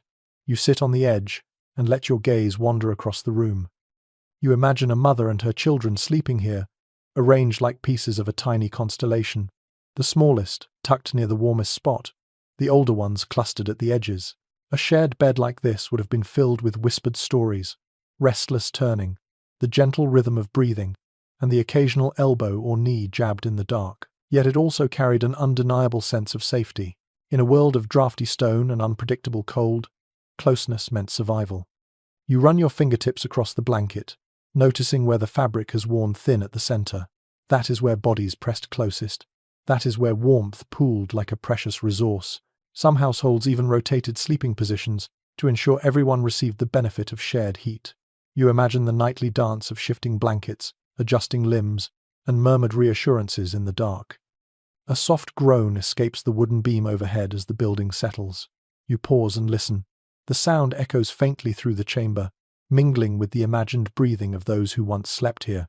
Scholars examining medieval sleeping habits still discuss how these shared arrangements affected social bonds. Some argue that sleeping together strengthened family ties, creating a sense of communal safety. Others suggest it offered little comfort and was simply a necessity. Standing here, you can imagine both possibilities coexisting, each shaped by the people sharing the bed. You move toward a narrow pallet laid directly on the floor. It is barely padded, little more than a sack with bundled straw inside. This might have belonged to a servant assigned to remain close to their master or mistress overnight, ready to wake at the slightest request. You kneel and press your palm into the pallet. The floor's chill seeps straight through it, and you wince slightly. Sleeping here would have required courage or exhaustion, yet many did it nightly. Beside the pallet sits a folded cloak. You lift it and feel the worn wool, still faintly soft in places. Cloaks often doubled as blankets, especially for those sleeping on the floor. You drape the cloak lightly across your arm and imagine someone curled against the wall, cloak pulled tightly around them, grateful for any heat radiating from the bodies in the larger bed nearby. You place the cloak back down and stand slowly. The room feels full, despite being empty of people. Every bed whispers stories of shared nights, stories of warmth, discomfort, whispered confidences, cramped limbs, and the simple human instinct to gather close when the world grows cold. You walk toward the window slit and press your fingertip to the stone. The cold is startling, like touching winter itself, yet behind you, the chamber feels almost alive with the memory of warmth. Even now, there is a softness that the corridor lacks. You cross back toward the large bed and draw the curtains shut once more. The fabric muffles the room instantly, creating a kind of tenderness. You imagine two friends sharing that bed, or perhaps a visiting guest welcomed despite the household's modest quarters. People adapted, made space, and used their shared heat to survive nights when frost coated the walls. A quiet thought settles into your mind. Sleeping together was not always comfortable, but it was human, and in a castle carved from unyielding stone, that humanity radiated like warmth itself. You make your way to the door and place your hand on its iron handle. Behind you, the chamber rests in a hush, filled with the ghost of shared warmth. Ahead, the corridor waits with its familiar cold, pulling you back into the deep, frozen heart of the castle. You step back into the corridor, letting the fragile warmth of the shared sleeping chamber fade behind you. The air grows sharper almost immediately, as though the castle wants to remind you that comfort here is always temporary. You follow a downward passage now, one that slopes gently toward the outer side of the fortress. The stones under your boots feel colder than before, and the walls seem to narrow, pressing the chill closer to your skin. It is here, in the humbler reaches of the castle, that you find the quarters where the servants slept. You push open a plain wooden door and step inside a long, low-ceilinged room. The difference hits you instantly.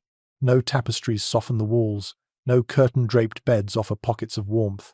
Instead, rows of rough pallets line the floor, each one little more than a stuffed sack of straw or reeds. You kneel beside the first pallet and place your hand on the fabric. It feels coarse and brittle, as if it has been beaten by years of cold and wear. A commonly acknowledged detail among scholars of medieval domestic life is that servants endured far harsher sleeping conditions than their masters. Here, that truth sits plainly before you. You shift your hand slightly and feel the straw shifting underneath. It crackles softly, releasing a faint smell of dust and dried stalks. You imagine a stable hand or scullion collapsing onto this pallet after 16 hours of work, too tired to complain about uneven stuffing or cold air creeping through gaps in the walls. Exhaustion, more than comfort, carried them through the night. You stand and walk farther into the room. A small shuttered window sits high on the wall, more a slit than an opening. When you press your fingers to it, a harsh draft spills in, wrapping around your knuckles with icy persistence. You pull your hand back reflexively. Many servants slept with their cloaks still on, huddled beneath thin blankets or even sacks turned into makeshift covers. A detail buried in a surviving inventory mentions servants sharing a single thick blanket among 3 people, shifting position during the night so each could warm themselves in turn. The thought sends a quiet ache through you. You crouch beside another pallet, this one thicker and slightly raised on wooden slats. Perhaps someone higher in the household hierarchy slept here. A lady's maid, a trusted guard, a cook who needed rest before dawn woke them again. You press your palm against the mattress and feel its sturdiness. Not luxurious by any means, but a small upgrade. You picture the person who slept here stretching out stiff limbs, knowing they still had the best sleeping spot in the entire servants' room. A light scratching sound draws your attention to the far wall. You cross the room and place your ear against the cold stone. The faint noise continues, maybe a rat moving between the stones, maybe wind slipping through a crack. Servants' quarters were often close to storerooms and workshops, places where vermin thrived. People here learned to sleep through scuttles and scratches, to ignore the small noises that would keep a noble awake for hours. Researchers still discuss how widespread rodent problems were in medieval buildings, with some arguing that constant cleaning kept them somewhat controlled, while others point to persistent infestations documented in estate records. Listening now, you can imagine either scenario unfolding within these walls. You move toward a wooden bench near the corner and sit down. The cold of the seat seeps through your cloak almost instantly. You rest your elbows on your knees and look around the room, imagining it alive with quiet breathing, bodies curled tightly against the cold, the faint rustle of straw as someone shifts in their sleep. Servants often rose before dawn, their nights short and restless. Sleep was a practical necessity, not a comfort. On a small stool near the back wall, you notice a pair of worn shoes stuffed with wool scraps. You pick one up and feel the uneven lumps inside. Someone tried to insulate their footwear, hoping to keep their feet warm enough to sleep without numbness setting in. The shoe smells faintly of smoke and damp leather. You picture its owner shuffling across icy floors before dawn, wincing at every step, but pushing forward because duty demanded it. You replace the shoe and lift a small wool blanket folded nearby. The fabric is thin and patched in several places. You hold it in your hands and feel its rough texture. A minor yet telling detail that appears in scattered servant lists is the constant repair of blankets. They were passed down, patched repeatedly, and only replaced when completely beyond saving. This one carries that same story in its faded seams. A soft groaning sound comes from somewhere above, and you glance upward. The beams overhead look weathered but sturdy. Perhaps they shift as the night grows colder. Perhaps someone in another room is moving about. It is impossible to tell. Sound travels unpredictably here, weaving through stone like a restless spirit. Historians continue to discuss whether servant quarters were intentionally placed far from the main bedrooms for noise control, or simply out of architectural convenience. The truth may never be certain, and standing here, hearing the murmurs of distant movement, you understand why. You rise from the bench and walk slowly down the row of pallets. Each one carries a memory of someone tough, someone resilient, a young boy tasked with tending fires at dawn, a girl who scrubbed floors until her hands cracked, a cook who slept only a few hours between preparing feasts, a guard too tired to remove his boots. Their warmth, their exhaustion, their lives linger here in ways more vivid than in the noble chambers above. As you reach the end of the room, You place your hand on the final pallet. The straw here feels newer, less compressed. Perhaps a recent addition. Someone young or newly hired might have slept here, adjusting to the castle's relentless winter with a mixture of dread and determination. You straighten slowly and take a long breath. The cold here feels different from the cold near the noble rooms. Less polite, less disguised. It presses against your ribs as if testing your resolve. This was the cold of duty, of long days, of survival without luxury. You turn toward the door, letting your hand linger on the rough wood for a moment. Servants carried this weight every night, their sleep shaped not by comfort but by necessity. You step back into the corridor and feel the castle exhale a chill that winds through your cloak. Ahead lies another layer of night, another set of rooms, waiting to reveal how different people endured the same unforgiving cold. You ascend a narrow flight of stairs now, leaving the servants' quarters behind as the air thins and sharpens. The cold feels different here, not harsher exactly, but deeper, as if it comes from within the stones themselves. When you reach the landing and push open a plain wooden door, the shift in atmosphere is immediate. The room beyond is spare, orderly, and almost reverent in its simplicity. Tonight, you step into the sleeping world of monks and nuns, people who embraced the cold not only as an inconvenience but as a teacher.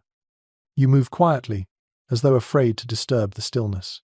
The chamber has no tapestries, no heavy blankets draped across beds. Instead, rows of narrow cots line the walls, each one exactly like the next. The austerity presses gently against you, not unkind but deliberate.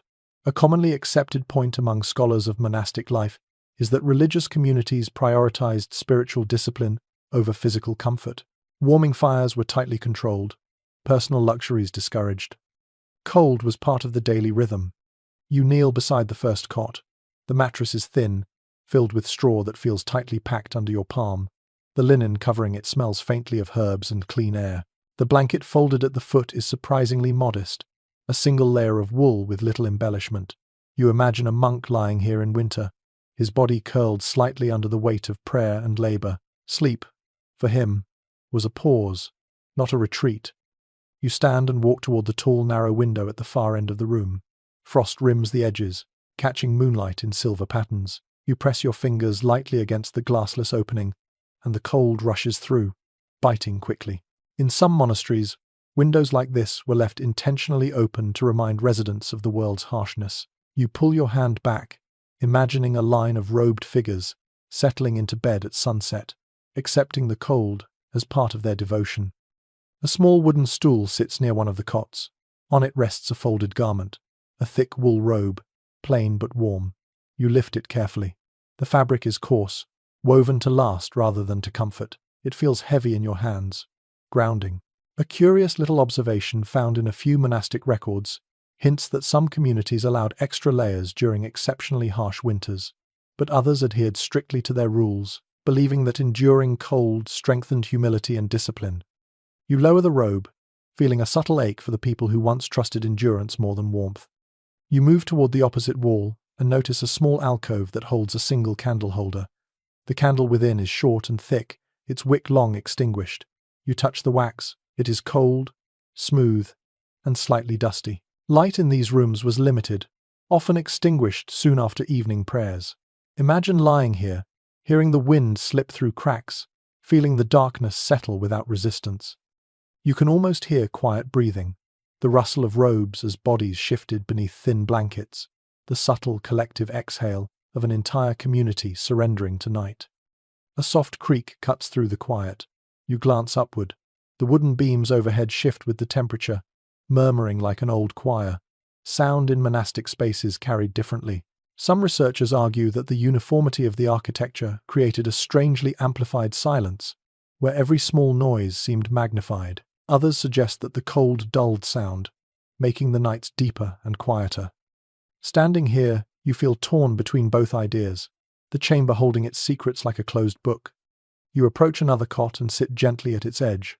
The bed barely dips beneath your weight. You picture a nun rising before dawn, perhaps to attend the first prayers of the day, her body stiff from cold sleep yet steady with purpose. Many monastic rules emphasized waking at specific hours through the night, breaking rest into intentional intervals. The cold would have made each rising more difficult and more meaningful. You reach down and lift the blanket folded at the foot of this cot. The wool feels rougher than the blankets in the noble chambers and thinner than those in the servants' quarters. Still, when you drape part of it over your arm, the faint warmth of its weave surprises you. Even simplicity has its comforts. A single layer of wool can feel like a shield when paired with discipline and routine. A small shelf near the door holds a few personal items. A wooden rosary, a worn book of psalms, a piece of folded parchment.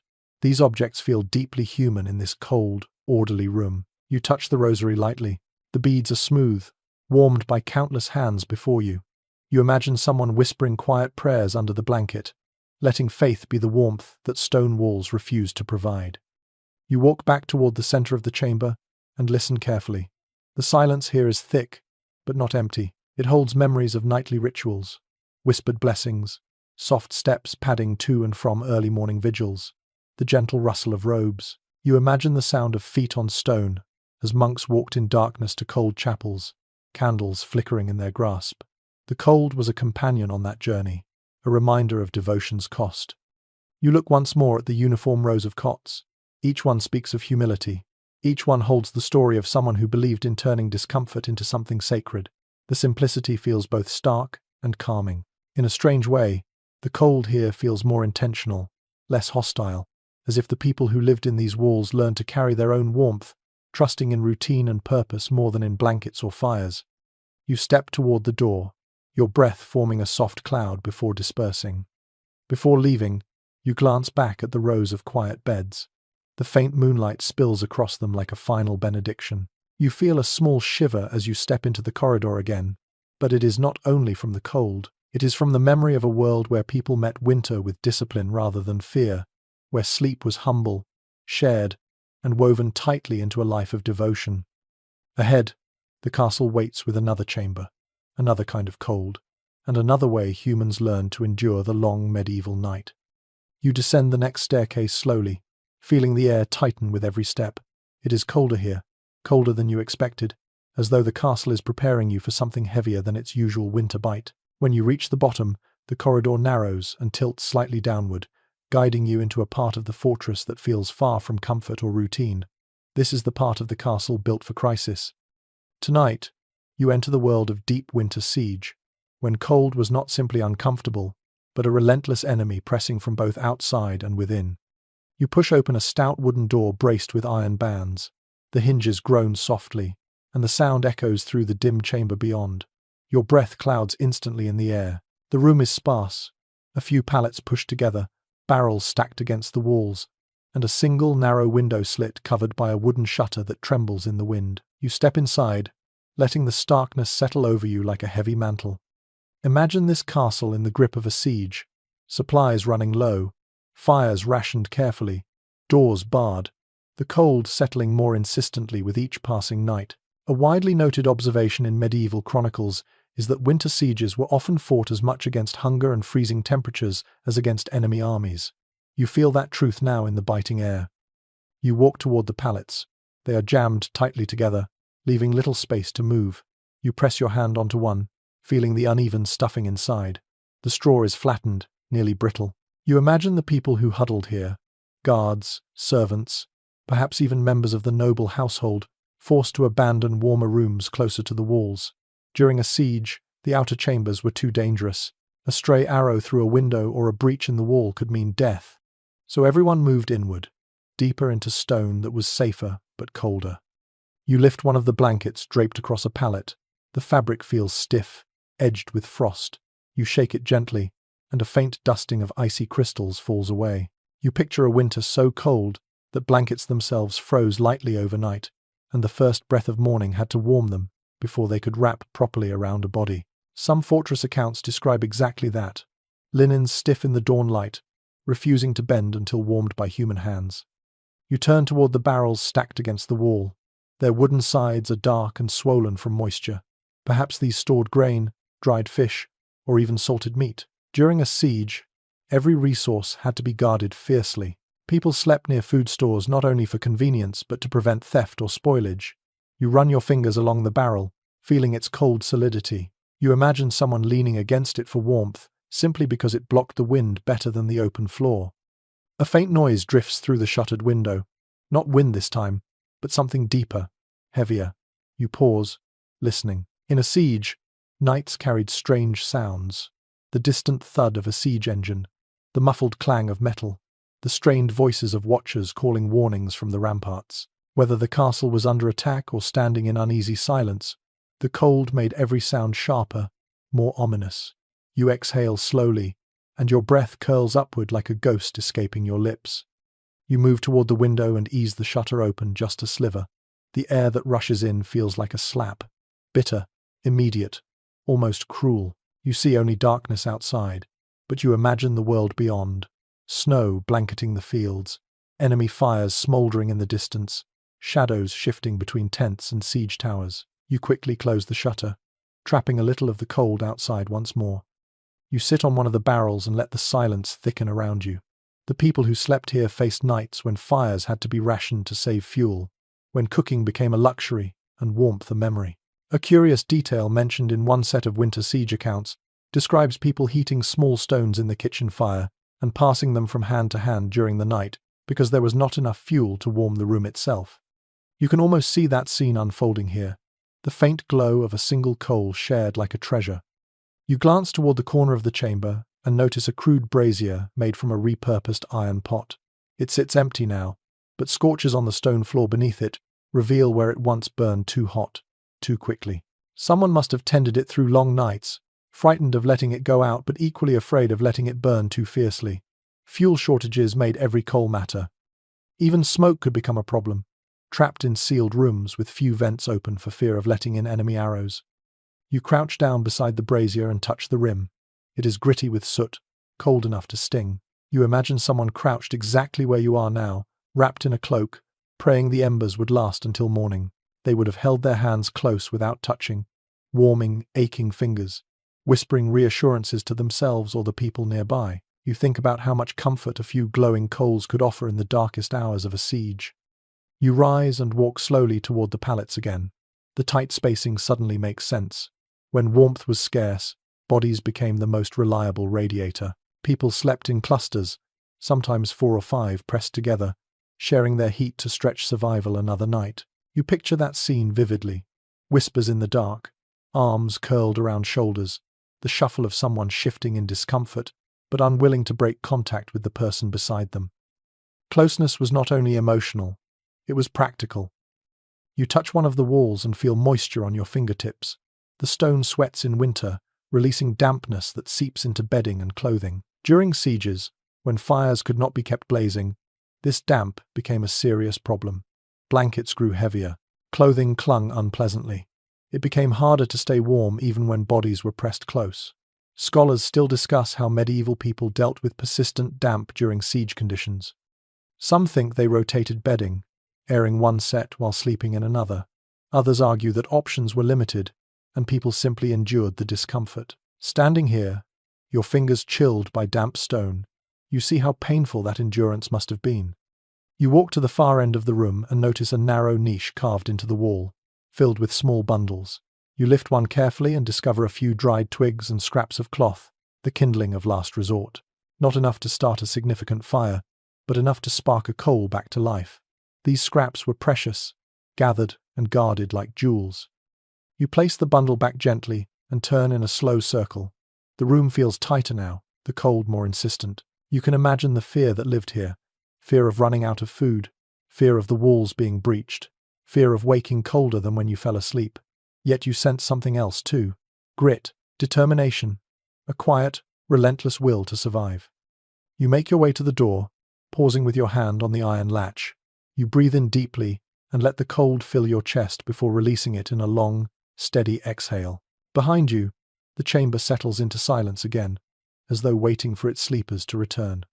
When you step back into the corridor, the cold presses close once more, but now it feels different, heavier, sharper, carrying the echo of siege nights where warmth and hope were rationed just as carefully as fuel and food. Another chamber waits ahead, whispering with a new kind of cold and a new layer of nighttime castle life. You leave the siege chamber behind, its heavy silence clinging to your cloak like frost, and follow a corridor that winds upward again. With each step, the cold sharpens, but But something else awakens too. Sound. At first you notice only your own footsteps, soft and careful on the uneven stones. But soon, as the passage stretches forward, new noises gather around you like invisible companions.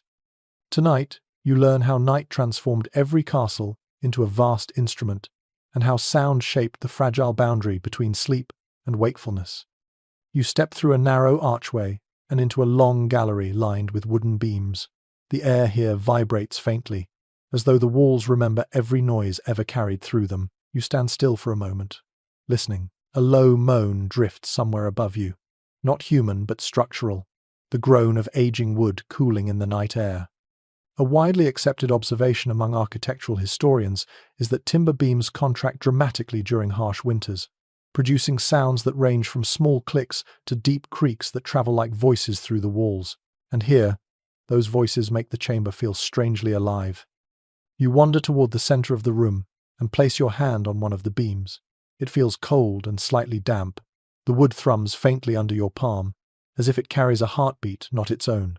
You wait, and sure enough, another slow creak rises through the structure.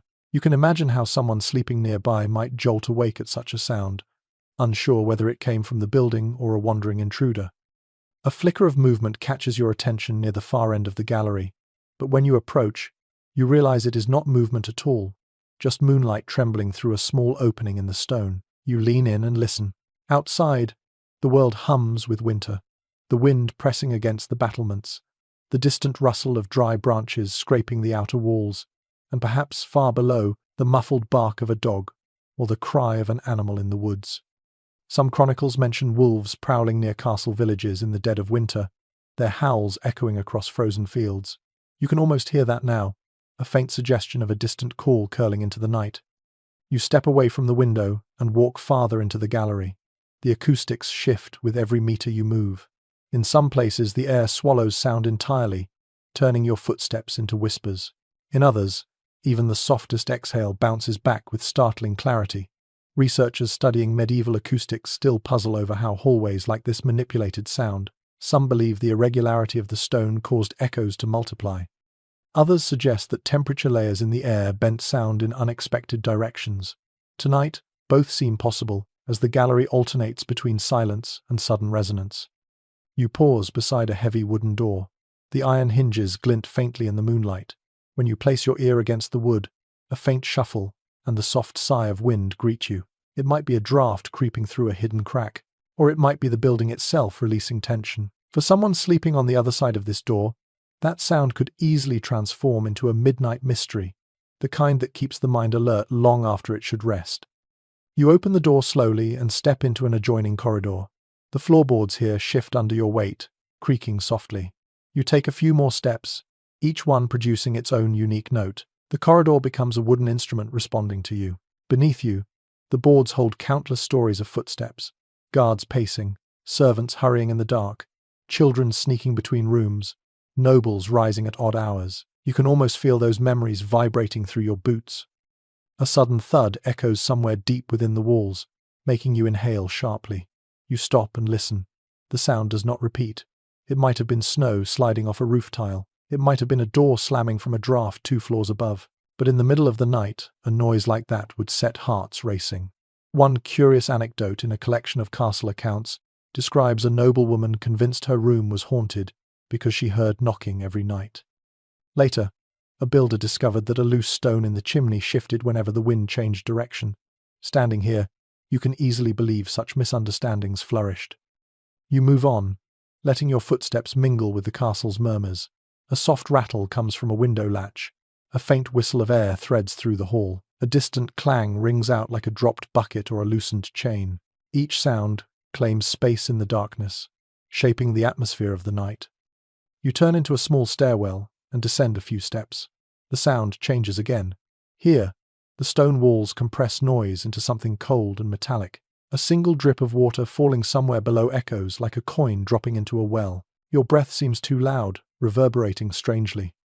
You walk more slowly, imagining how someone hurrying through this stairwell might convince themselves they were being followed simply because their footsteps multiplied and grew distorted in the narrow acoustic chamber. You reach the bottom and enter a side chamber that feels colder and quieter than any place yet.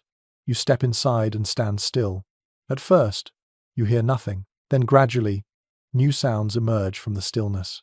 The faint buzzing of wind pushing through tiny cracks, the low hum of air slipping along the edges of stone, the castle settling deeper into its nighttime architecture. Sleepers throughout the fortress would have heard these same sounds, blended into dreams or pulling them from slumber. You sit on a low bench, letting your senses adjust. The darkness feels thick, yet the castle's noises move through it like threads of silver. You imagine lying in bed in one of the rooms above, listening to this constant whispering.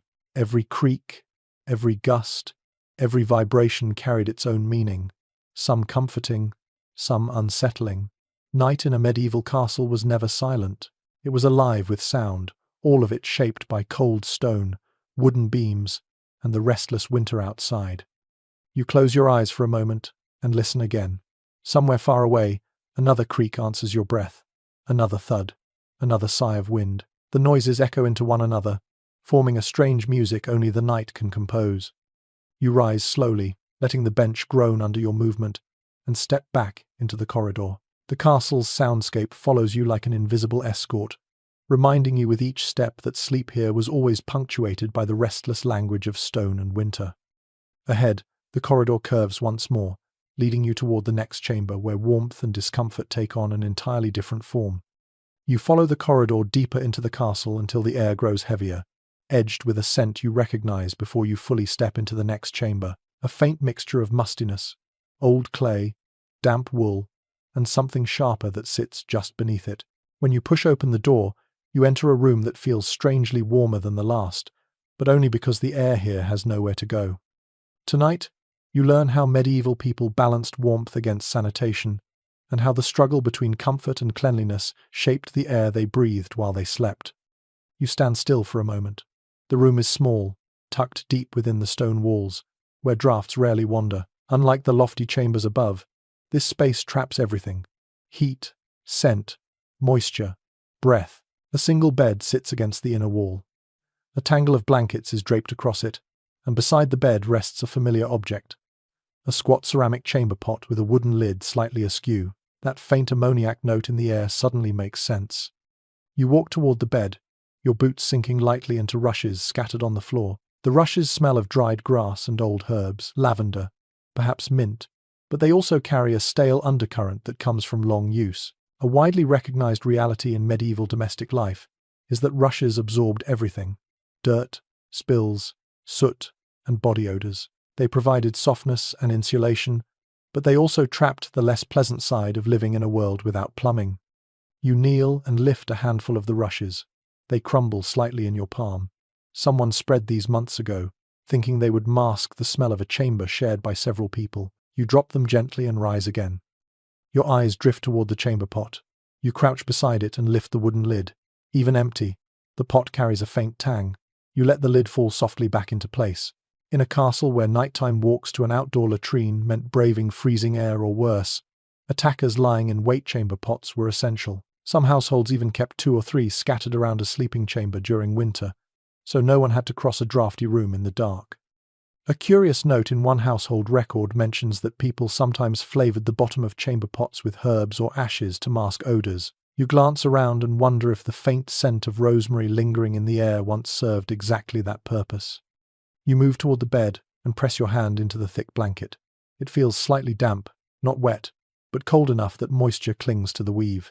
The castle walls breathe, as some modern experts describe it, releasing dampness that settles on fabrics left untouched. Without enough heat to drive moisture away, blankets grew heavy with it. You imagine someone lying here at night, their breath slowly misting the air, adding to the humid, stale atmosphere. Even with the window shutter slightly cracked, the air rarely cleared fully. You take a slow breath.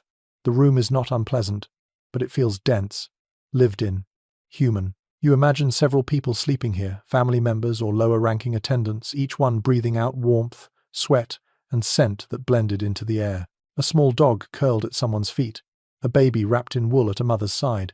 The air would grow warm for a brief moment, then stagnant by morning. Some researchers propose that winter sleeping rooms were intentionally kept shut tight to conserve heat, while others argue that people tolerated the stale air simply because they had no better options. You stand between these walls and understand both views completely. You wander to a corner where a wooden bucket sits. Inside lies a small pile of damp cloths, the kind used for wiping hands or cleaning surfaces. You lift one and feel its cool heaviness. Without fireplaces in every room, cloths dried slowly. Sometimes they never fully dried until taken back to the great hall's fire the next day. You drape it back into the bucket and imagine how many surfaces were cleaned with partially damp cloths, leaving behind faint traces of the day. Your gaze shifts to a small niche carved into the wall, where someone has placed a handful of herbs tied in a bundle. You take the bundle and raise it to your nose. The scent is weak but pleasant. Sage and bay, maybe. People hung herbs like these to combat odors, but also because they believed aromatic plants purified air or protected against illness carried by bad vapors. Even though the science was flawed, the instinct makes sense in this air, thick with warmth and trapped breath. You replace the herbs gently. You approach the window slit next. The shutter is partially open, and a thin blade of cold air slices into the room. Immediately you feel a change. The air freshens, gaining movement, losing some of its heaviness. But the cold it brings is brutal. If you leave the shutter open too long, the entire room will freeze. You quickly close it again, understanding now why medieval sleepers constantly negotiated between fresh air and survivable temperature. A soft shift of wood draws your attention to the bed. You sit carefully on its edge. The blanket beneath you feels rough and a little stiff. You imagine someone lying here, pulling the covers close to their chin, comforted and irritated by the mixture of warmth and smells around them. You imagine coughing in the night, or a child waking and using the chamber pot while others groaned and rolled over. You imagine the smell of wool, sweat, dried herbs, stale rushes, and cooling stew drifting in from a nearby hall. Medieval nights rarely smelled clean, but they smelled lived. You run your hand along the wall and feel condensation on your fingertips. The stone is colder than your skin, yet damp. Moisture collects here constantly. When people slept close to the wall, their blankets absorbed that dampness, chilling them from the side. One recorded remedy recommended hanging a spare cloak along the wall to create a barrier simple, effective, and likely invented through trial and error rather than documented expertise. You step back from the wall and look around the room. It is far from immaculate, but far from filthy. It is simply human, an honest reflection of life without pipes, vents, disinfectants, or thermostats. Nights were not sterile. They were warm, messy, fragrant with life, and strangely comforting. You walk to the doorway and rest your hand on the frame. Before leaving, you take one last slow breath, letting the layered scents settle in your lungs. This room reminds you that warmth always came with compromise.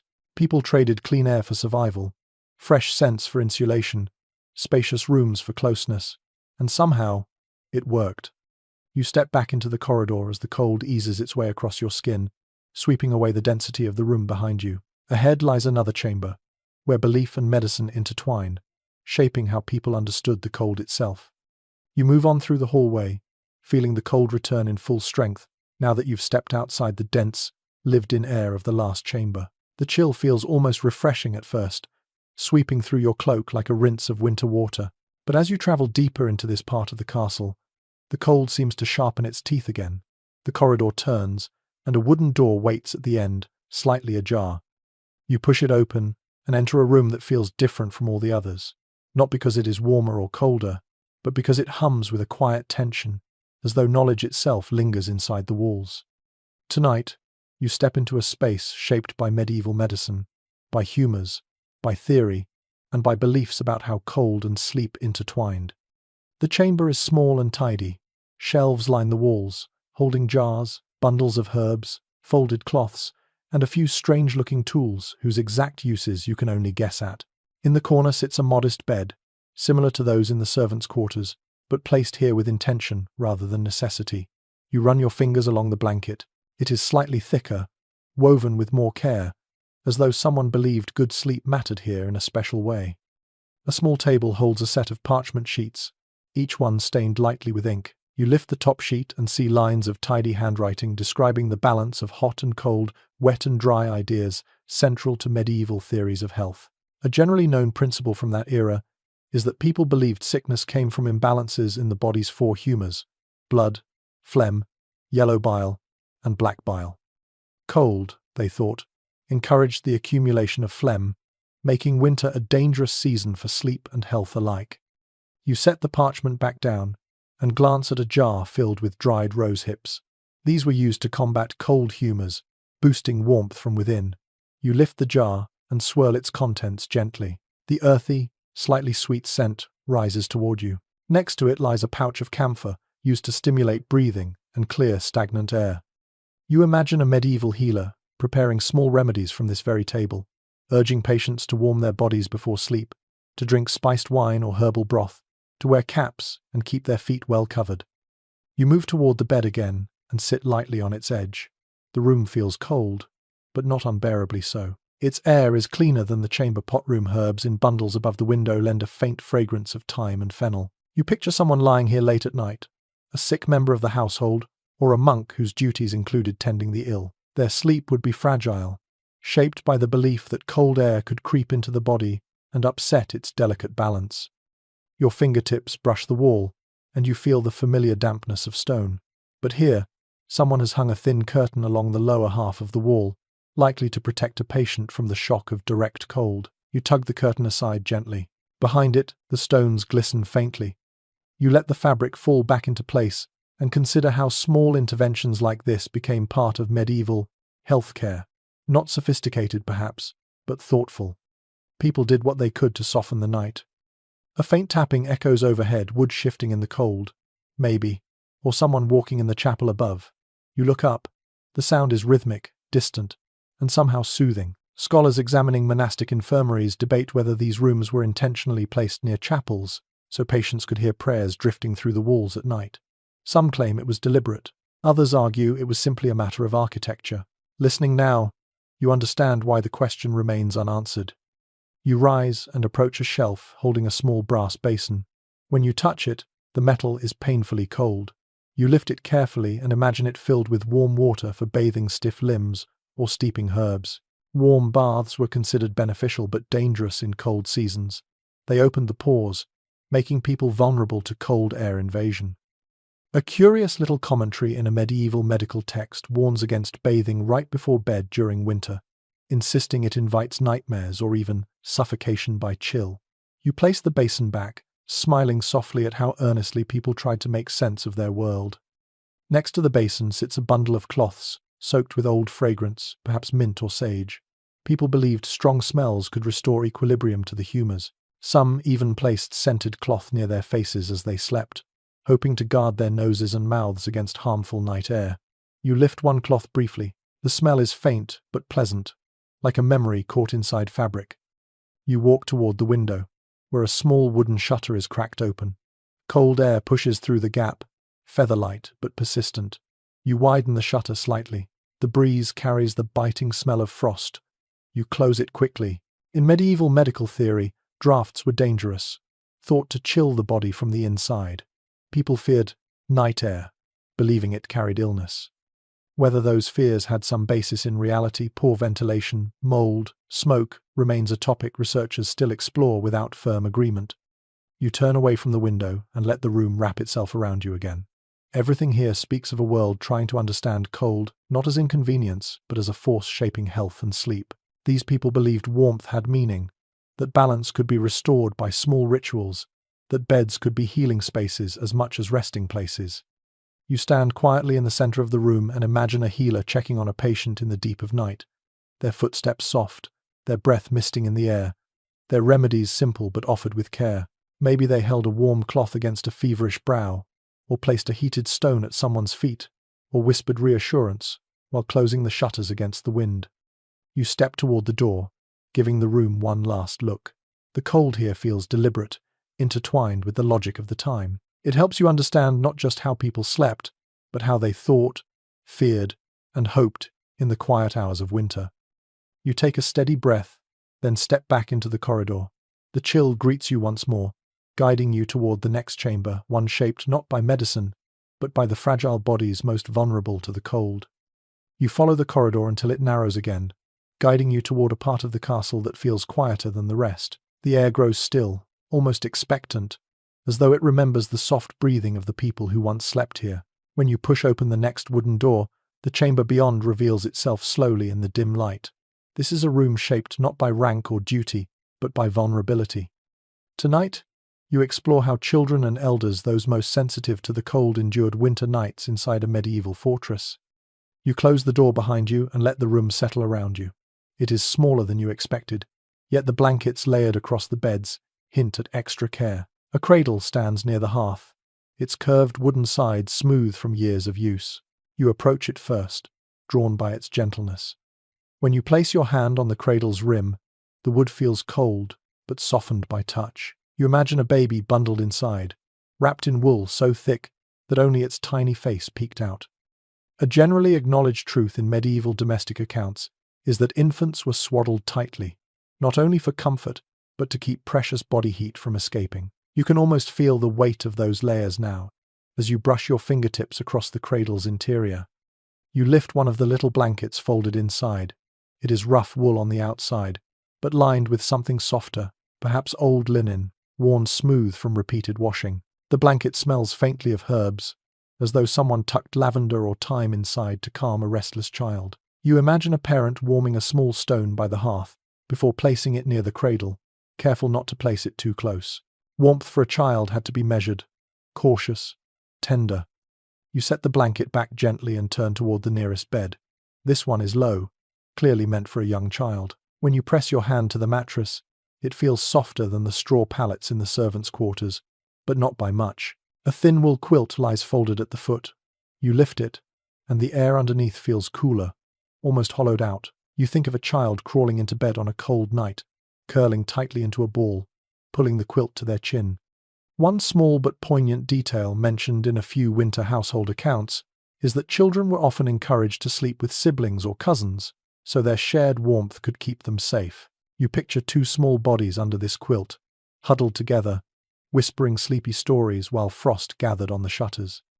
A soft creak above your head makes you glance upward. The wooden beams stretch across the ceiling like long, dark ribs. You imagine the sounds that would have drifted into this room at night. Wind sliding through cracks, distant footsteps on the floorboards above, the muted murmur of adults by the fire. Children may have been frightened by these noises, yet also comforted by their presence, proof that life moved on around them. Scholars examining childhood in medieval households still discuss whether children slept separately or simply blended into the general sleeping arrangements. Evidence varies, leaving room for both closeness and separation to have existed depending on the household. You move toward the far bed, larger and built to hold an elder. The blanket here is heavier, layered 2 or 3 times. You place your palm on the topmost layer. The wool is dense, almost stiff, but carries a faint soaked-in warmth that lingers deep in the fibers. Elderly people in medieval castles faced winter with unique challenges. Their joints stiffened in the cold, their breath grew shallow, their sleep lightened, and their bodies struggled to generate the heat needed to stay comfortable through the night. You sit gently on the edge of the bed. The mattress sinks slowly, resisting at first before yielding. A cane leans against the nearby wall, its wooden shaft polished smooth where a hand once gripped it daily. You pick it up and feel its weight. The handle is shaped to fit a familiar palm.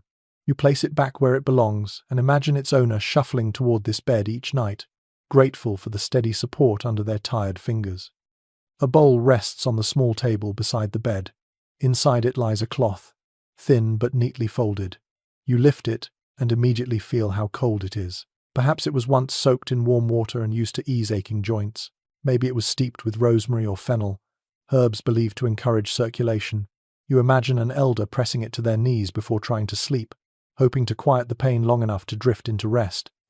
As you explore the room further, you notice a bundle of dried lavender tied above the window. The scent is faint, but calming. Many households hung herbs not only to freshen the air, but to help soothe uneasy sleepers. You close your eyes for a moment and imagine a restless child staring at that bundle while drifting into dreams, comforted by its presence. Or perhaps an elder breathing it in slowly, letting its fragrance guide them into peace. You open the window shutter just a crack. A blast of cold air slices in, startling you back to alertness. You quickly shut it again. For people in this room, a cracked window at night could mean real danger. Children coughing from the chill, elders waking with stiff limbs or shivering fits. Researchers continue to debate how often medieval households aired out sleeping rooms in winter. Some believe fresh air was valued for health. Others argue that bitter cold made such practices rare. The truth likely shifted with circumstances, needs, and the personalities of those who lived here. You walk toward the hearth next. Though the fire is long dead, the ash inside still holds the faint scent of burned wood. You crouch and touch the edge of the hearthstone. It is frigid now, but at night it would have glowed softly, warming the room's center. A single fire rarely heated an entire chamber, but for children and elders, even a small ember offered comfort. You imagine someone tending this fire carefully, perhaps a mother rising in the night to add small sticks, or a dutiful grandchild waking early to coax warmth from the ash. You stand and let your eyes sweep the room one more time. Every detail here speaks of care. The layered blankets, the herbs tied in bunches, the cradle placed near the hearth, the cushion added to the elder's stool. This room is not luxurious, but it is thoughtful. It holds the traces of those who once depended on others for warmth, safety, and a gentle hand. You walk back to the cradle and rock it once, lightly. The wood creaks softly, steady and calm. You feel a surprising warmth bloom in your chest, not from the room, but from the imagined lives it once sheltered. You step toward the door, pausing with your hand on the latch. Behind you, the chamber rests in a hush as soft as a lullaby. Ahead, the corridor waits to pull you back into the castle's cold breath. You inhale slowly and step out, ready to explore how regions beyond these walls shaped their own answers to winter nights. You step back into the corridor, feeling the chill fold itself around you again after the softer air of the children's chamber. As you walk, the castle seems to shift subtly, as if guiding you toward a part of the story that extends far beyond these particular walls. When you reach the next room, you push open the creaking door and enter a space that feels strangely neutral: bare stone, a small table, and maps pinned loosely along one wall. This room invites perspective. Tonight, you explore how different regions across medieval Europe faced the cold, each crafting its own ways to sleep through the harshest nights. You move toward the table first. A broad, faded map stretches across it, edges curled like old bark. You rest your hand on its surface and let your imagination widen. Castles in the Alps, fortresses in the British Isles, strongholds in Scandinavia, manor houses in the Pyrenees. Every region endured winter, but not all winters felt the same. A broadly accepted observation among historians is that medieval Europe was full of microclimates, and those climates shaped everything from architecture to bedding. You lean closer to a small sketch pinned beside the map. It shows a stone house from the Alpine foothills, its steep roof carved into the snow-heavy sky. Homes in these regions often used extremely thick walls and wooden-beamed ceilings to hold in warmth. You imagine sleepers wrapping themselves in multiple layers of heavy wool and shaggy sheepskins, the kind that smelled faintly of lanolin and smoke. People in mountain villages baked stones in the hearth and slid them into cloth pouches to warm beds, an echo of the heated stones you imagined earlier. In some communities, families slept in a single large room, not only for warmth but for safety, with livestock housed directly below to let rising heat seep through the floorboards. You step back from the table and walk toward the map again. Your eyes drift to the British Isles. You picture drafty stone halls battered by wet Atlantic winds. Winter here was rarely as brutal as in the Alps, but dampness made the cold feel sharper, more invasive. People slept under tightly woven wool blankets, sometimes layered with cloaks, and more cloaks. A curious note preserved in a handful of English household documents describes people lining their beds with bracken or dried grasses to soften the chill rising from the stone floors. You grin faintly at the creativity. It was both practical insulation and a natural mattress topper. Then your gaze drifts northward, toward the shadows of early Scandinavian kingdoms. Winters there stretched long and dark, and stone fortresses were often paired with wooden buildings better suited to survive the cold. You imagine longhouses with raised platforms covered in thick furs, the air smoky from central hearths. People slept close to one another, wrapped in pelts from reindeer, sheep, fox, or bear. Even the wealthiest chieftain relied on nature's insulation, hides layered beneath, above, and around the sleeper. Some sagas hint at nights so cold that people warmed their bedding by waving it near the fire and then sprinting back to their sleeping spots before the heat escaped. Whether those accounts are literal or simply poetic exaggerations remains uncertain, though researchers still revisit the lines with curiosity. You step closer to another sketch showing a stone manor from northern France. Here, winters were cold but varied. You imagine the clatter of shutters closing at dusk, servants stuffing wool or moss into window crevices, beds piled with linen sheets, topped by heavy counterpanes. A lesser-known regional trick involved placing hot water in earthenware bottles to warm feet, simple, effective, and surprisingly modern in spirit. You trail your hand to the Iberian Peninsula on the map. Winters farther south were gentler, yet still cold enough in stone buildings to require care. You picture beds dressed more lightly, but floors lined with woolen rugs, and sleepers pulling their cloaks over themselves if night winds swept down from the mountains. Some Andalusian households used ceramic braziers with carefully shaped vents for safer heat distribution. The pottery itself tells this story, graceful curves hiding practical engineering. You imagine someone sleeping with their back to the brazier's warmth, lulled by the faint scent of heated clay. Across the map, your eyes land finally on the far eastern edge borderlands, brushing the Carpathians, where winters bit deeply. In those regions, thick felt blankets, woven from tightly compressed wool fibers, offered warmth unmatched by typical cloth. Occasionally, families lined the walls of their rooms with felt panels to form makeshift insulation. You run your fingertips along the table, imagining the dense, smooth texture of felt under your touch. You step back from the map and let the room settle into silence again. The details may differ from region to region, but the core experience remains the same. Cold was a universal language, and everyone answered it with creativity shaped by climate and culture. A soft creak from the ceiling breaks your quiet. You look upward. The beams shift slightly, offering their tiny groan to the air. This sound could have echoed thousands of miles away in another castle, another region, under another winter sky. In that moment, you sense how interconnected these solutions were, not by communication, but by shared necessity. You turn toward a wooden chest in the corner and lift the lid. Inside lie layered furs, woven blankets, and rolled textiles of different makes. You touch one piece of thick Icelandic wool and feel the dense fibers resisting your fingers. Another roll of cloth feels lighter, smoother, perhaps linen from the Mediterranean coast. These objects, side by side, show how widely materials traveled and how each region's traditions merged as households adapted ideas from others.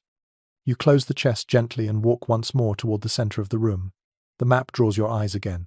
You stand before it in silent reflection, imagining sleepers across Europe battling winter nights with whatever they had: furs, herbs, braziers, stones, sheep's wool, shared beds, enclosed alcoves, or well-crafted curtains. They endured different climates, yet all worked toward the same goal, making the night survivable. You step toward the door and place your hand on the cold metal latch. Behind you, the map rests quietly, a tapestry of regions each offering its own version of warmth. Ahead, the corridor waits, guiding you toward the next chamber, one filled with folklore, charms, and the curious rituals people trusted when the cold felt deeper than reason alone. You step back into the hallway, and the castle breathes its cold into your cloak once more. But now the chill feels different, almost expectant, as though the air itself knows you are nearing a stranger corner of the medieval night. When you reach the next chamber, the door creaks softly as you push it open, and a subtle change settles over you. The room is small, cluttered, and oddly comforting. Here, warmth was not only crafted from blankets and fire, but summoned from belief, imagination, and the quiet power of ritual. Tonight, you explore the charms, quirks, and bits of folklore people used to coax better sleep from a cold, uneasy world. You step fully inside. Shelves line the walls, each one holding curious objects, bundles of herbs, carved wooden tokens, knotted cords, smooth stones, scraps of parchment with faded writing. You run your hand along the nearest shelf and let your fingers rest on a small wooden figure shaped like a bird.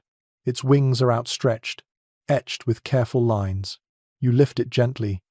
People believed birds carried messages between this world and the next, and placing such figures beside the bed was thought to protect sleepers from troubling dreams.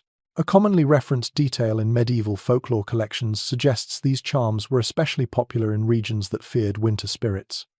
You set the bird back and pick up a tiny woven pouch tied with red thread. When you shake it lightly, you hear a soft rattle of dried seeds.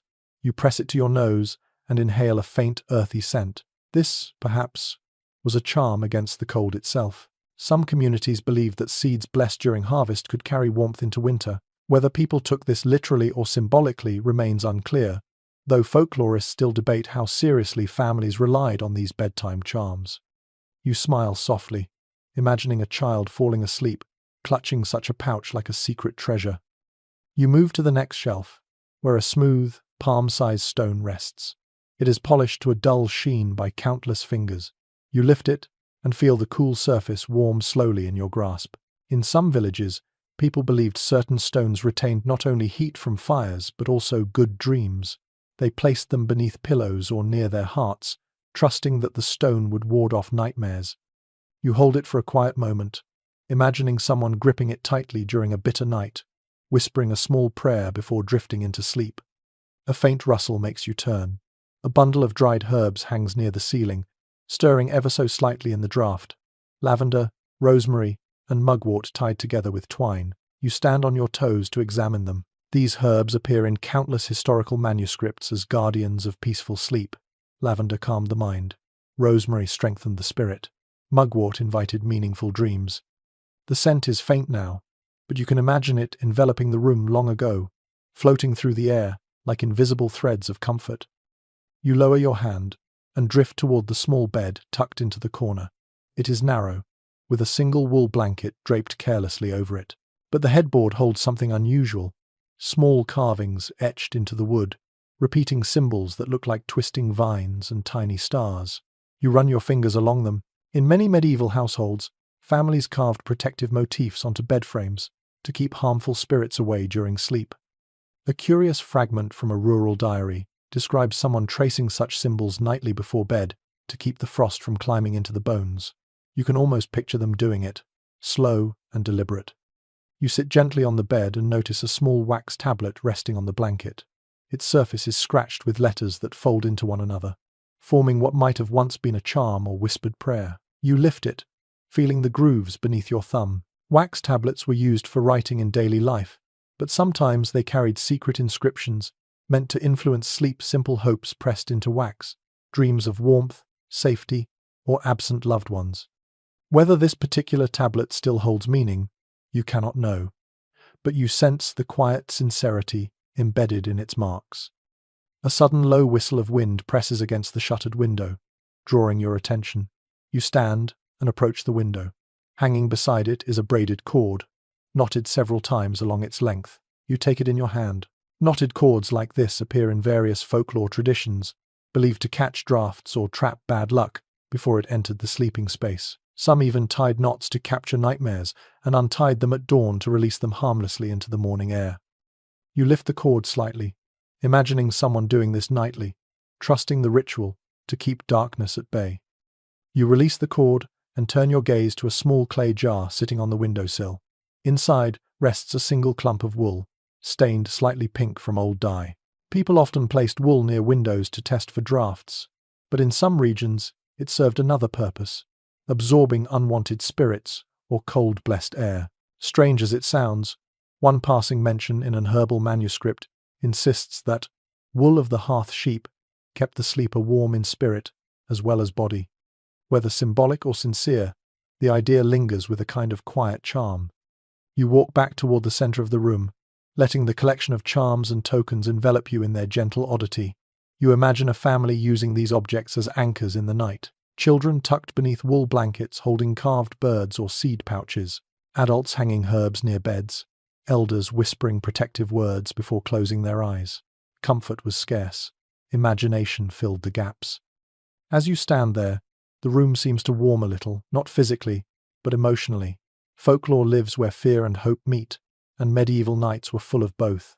People found comfort in small rituals, in tangible symbols of protection, in the belief that the night could be shaped by intention as much as by fire or blankets. A beam above your head creaks suddenly, and the sound settles into the stillness of the room. You imagine how these noises once mingled with whispered charms, with the smell of herbs, with the soft rustle of bedsheets. Every night held a mixture of the practical and the mysterious. You take a slow breath and walk toward the door. Before leaving, you look back at the shelves one last time. Every object, stone, herb, carving, knot, seems to glow faintly in the dim light, a reminder of the countless small comforts people created to protect their dreams. When you step into the corridor again, the air grows colder, but the memory of that charming, quirky chamber lingers around you like a soft, invisible shawl. Ahead lies another room, one shaped by scholars, debates, and the difficulty of uncovering what medieval comfort truly felt like. You step back into the corridor, drawing your cloak tighter as the air cools once more, sharper now after the cozy strangeness of the folklore chamber. The castle ahead feels quieter, more thoughtful, as if the stones themselves are bracing for a different kind of exploration. When you push open the next heavy door, the room revealed is nearly empty. No charms, no blankets, no warm scents. Just a table, a chair, and scattered parchment weighed down by stones. Tonight, you enter a space shaped not by daily life, but by questions. This is the room where modern scholarship meets medieval winter, where the truth of cold and comfort is both clearer and more mysterious than ever. You walk toward the table and rest your hands on the worn wood. Several loose sheets lie upon it, edges curled, ink faded. You pull one closer. It contains a rough sketch of a chamber, not this one, but another castle bedroom, drawn from memory or imagination. Beneath it, someone has scrawled notes about temperatures, bedding, and the behavior of stone in winter. You read the first line. How cold was it really? You smile. That question lies at the heart of every debate about medieval comfort. A commonly acknowledged challenge among castle historians is that true indoor temperatures from the Middle Ages were rarely recorded. You look around the room and imagine a group of scholars gathered here, long after the fires have died, arguing gently across the table. Some insist that winter nights indoors hovered just above freezing. Others argue for milder conditions, especially in well-built rooms. Then there are those who believe the truth lies somewhere in between, shaped by regional climate, season, and social rank. You turn another parchment. This one lists items: woolen hangings, wooden shutters, feather beds, fur layers, charcoal braziers. Each item is circled as though part of an equation. You trace your finger across the page. The debate continues. Were these measures enough to keep rooms warm? Or did medieval people simply endure constant cold, their bodies accustomed to a chill that would trouble a modern sleeper? Some scholars argue that layered textiles created surprisingly effective warmth. Others counter that gaps in walls and roofs, combined with stone's natural chill, overwhelmed every layer of comfort. You lift a small parchment scrap tucked beneath a stone. It contains an excerpt from a traveller's account describing sleeping in a noble hall so cold the author's breath formed a mist like a spirit leaving the body. Whether the writer exaggerated or not, it is unclear. Medieval people sometimes embellished for dramatic effect, and you picture them smiling as they told such stories later. Still, you feel a thread of truth beneath the flourish. You walk toward a narrow window slit, reaching out to rest your palm on the stone. It is as cold as ever. The room whispers with draughts you cannot see. You imagine medieval sleepers curled beneath layers of blankets, their noses cold, their toes numb, yet their bodies adapting over years of cold winters. Some researchers argue that people then likely had a much higher tolerance for cool temperatures than most do now. You take a slow breath and decide that feels right. Your body shivers a little, despite your layers. You turn back toward the table and lean over another parchment filled with notes. This one addresses bedding practices. If a bed had 5 layers, did it trap heat or simply compress?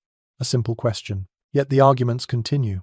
Textile experts claim the layers worked remarkably well when combined with bed curtains. Architectural historians argue that drafts from windows and doors cancelled out much of that warmth. Medicine scholars remind everyone that ideas of healthy sleep differed drastically between then and now. And you, standing amidst their imagined voices, feel the tug of each perspective. A sudden pop echoes from the timber overhead, a cold beam contracting, and you glance upward. The sound triggers another memory from the parchments, a marginal note describing how building noises contributed to the sense that castles were colder than they may have actually been. Some scholars suggest the psychological impact of constant creaking, howling winds, and echoing corridors exaggerated the sensory experience of cold. Others disagree, saying the physical temperatures alone justify every shiver described in historical accounts. You smile softly. Some debates refuse to settle. You sit in the lone chair and pull a larger sheet toward you. It shows a sketch of a winter scene, A family wrapped in blankets, a fire burning weakly, frost gathering on shutters. Underneath, someone has written, "Could comfort be measured, or only felt?" You run your thumb over the words. Measurements are modern obsessions: thermometers, insulation ratings, energy efficiency. Medieval comfort was more intuitive, more emotional. People recognized warmth not by number but by experience. The heaviness of blankets, the softness of fur, the glow on their skin when the fire welcomed them. A shifting whisper drifts from the hallway, a draft passing the door, and it reminds you of the many different ways scholars interpret such breezes. Some believe drafts made rooms intolerably cold. Others argue that small air currents helped keep fires safe. The lack of definitive evidence keeps the arguments alive, as lively as the crackle of a winter hearth. You stand again and walk to the back of the room, where one final parchment lies beneath a small stone.